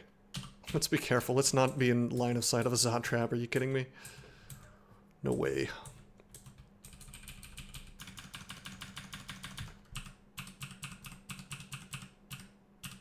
Man, Orb Guardians are so funny. Every so often you just fail to tank them.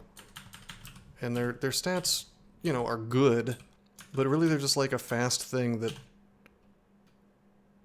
They're just like a fast thing that does 45 damage per hit. You wouldn't think they'd be that amazing on a tanky character, but they can just kind of do stuff to you sometimes.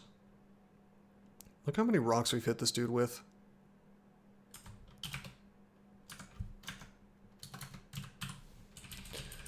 Okay, terrific.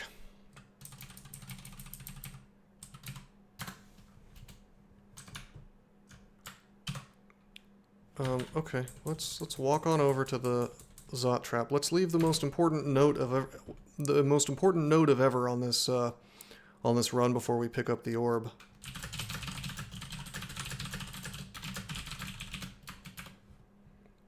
How about Monk's face when he saw the splat? I'm gonna pick this up. Normally I would have tellied first, but we have all these damn telly traps. Why would I not just walk into one? And this one. And this one.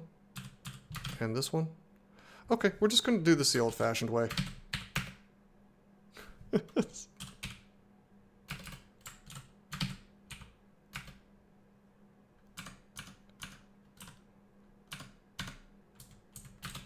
it's orb run time, baby. We're going to D0.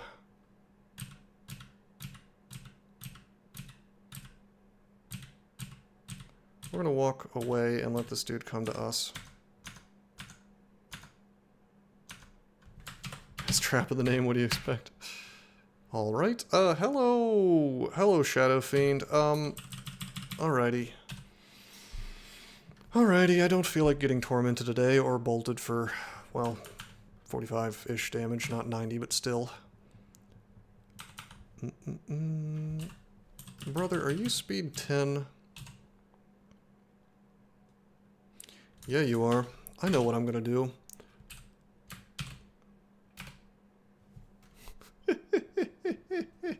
Bye! If you ever see Satan, just throw a net on him. Seems to work pretty well on fiends.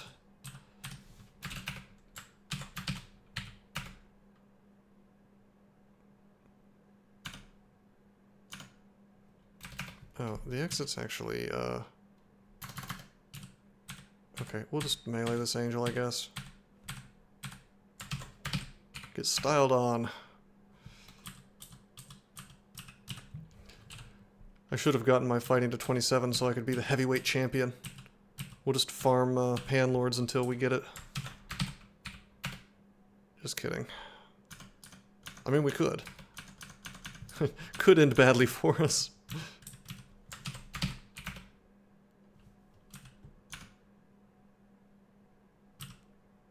Dude, Army of Darkness is one of my favorite movies ever.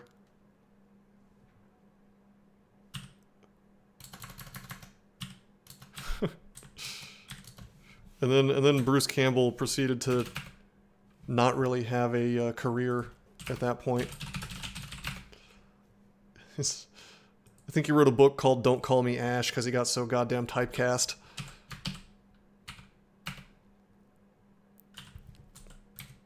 He was a really good physical comedy guy.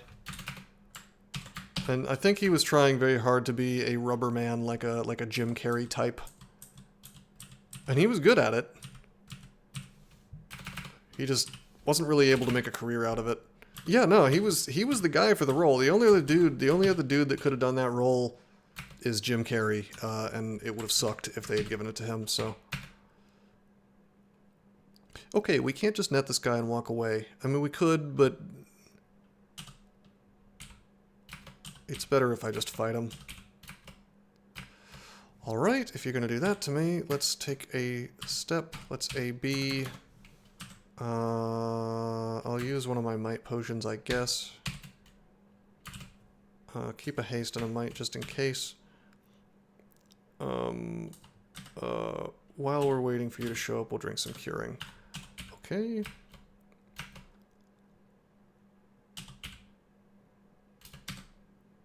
Okay, we're going to drink some heal wounds. I don't really know why I'm trying to conserve.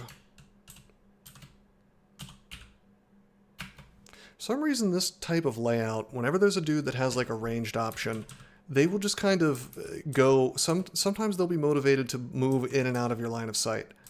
And I don't know why that's the case, but you can abuse that. Like, there's a chance he'll cast on you, but there's a chance he'll just walk away. So you're kind of splitting the number of moves that he can make. And I don't know, it's like this configuration and a couple others. Something about the AI is just not great. Why am I going out of my way to pick up large rocks?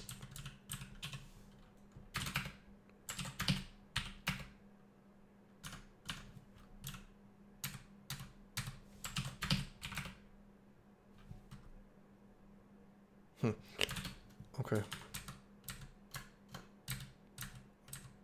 We're just walking. We're walking. We're killing the chaos spawn so I don't get paralyzed. We're walking. We're walking. We're going up. We're not getting shoved off the staircase. Hell yeah. You got scared for a second? What, because of the immolate? No, we're good. We are good. It looked worse than it was. With our giant stack of heal wounds and the fact that we're an Oni, I can just kind of spam and spam and spam and spam. Evil Dead is a funny franchise because, like, the second movie was just the first movie again, you know, only like better. And then the third movie was this totally different thing, which was way funnier and better. It was like a parody of the first two movies, kind of, and it was just great. Everybody should watch it. It's really, really good. Alrighty. Well, there it is. Game number 69. World record win streak.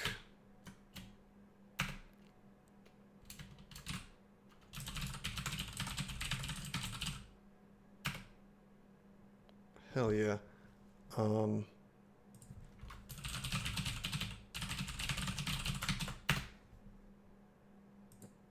Okay, I just want to make sure this link is correct. I gotta, youtube.com/c/Malcolm Rose Gaming. Hell yeah. Alright, well GG guys. Special thanks to my wonderful benefactor who I can't remember if he wanted to remain anonymous or not, so I will not say his name, but I do appreciate it. And yeah, I mean, just really, really nice of him to sponsor the this run and, in fact, the last one as well. We're finally at 69. People kept asking me to get to 69 wins in a row. Yeah, Sir Bronte's happening next. I definitely owe Mazanaka. I mean, listen, to be fair, I streamed the game once, and then I just got sidetracked with a bunch of other things, and I owe it to him to at least finish the game. Because that's not a game that I can really make an excuse like, oh, it's too long, you know, like it's essentially a visual novel, so there's a beginning, a middle, and an end. It's not like Factorio where you could not reasonably give me grief for like not finishing a space exploration run of it, you know, but Bronte, Mazanaka has every reason in the world to be annoyed at me. Not that he is, but if he was, I would not blame him. So I'm going to do that next. No, Rift Wizard 2. If they want to give me a free copy of it, I'll stream Rift Wizard 2, but they snubbed me by not giving me an early access. Well, to be fair, I did beat the base game way more slowly than I should have. It's not Pyanodon. It feels more interesting than Pyanodons, though. Like, Pyanodons, from what I've looked at it, it's just like misery. But anyway, yeah, this was game number 69 in the world record streak, and I don't know if we'll ever continue it. Probably if I get sponsored again. I need to update the numbers on both this channel and on my website where you can purchase, where you can like put money toward the next run, because I think they still say like game number 67 or something like that. Before I cut the stream, I'm gonna do something that I don't usually do, which is I'm gonna take a quick look around. Oh my God! Why does Twitch have autoplay shit on the front page? Sorry about that. I'm trying to, that might play again. Hold on. There we go. Paused. I need to disable that. I've been raiding. What I'm trying to do is I'm trying to see who's online. The jump scare ads. Yeah, sorry if that was loud.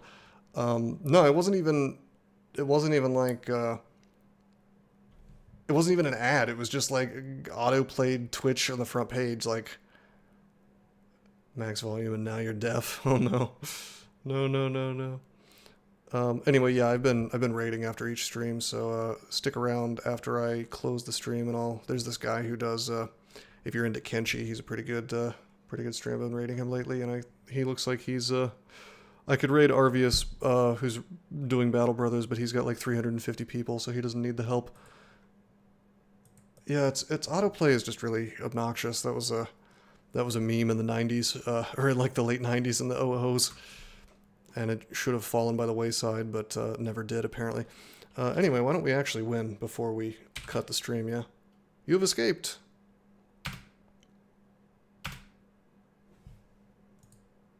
There it is. There's the win. A princely 850,000 turns for a 3-rune run. No big deal. Wonderful. Alrighty. Well, as I was saying, I will raid someone once I end this, but with that said, I hope you guys enjoyed game number 69 of the world record Dungeon Crawl Stone Soup win streak. Until next time, I am signing out. Did you know that there are many ways that you can help support this channel? Read about them on rosecrypto.com/support. At Rose Crypto, you can learn all about cool things like the Brave web browser, Bitcoin, and other cryptocurrencies.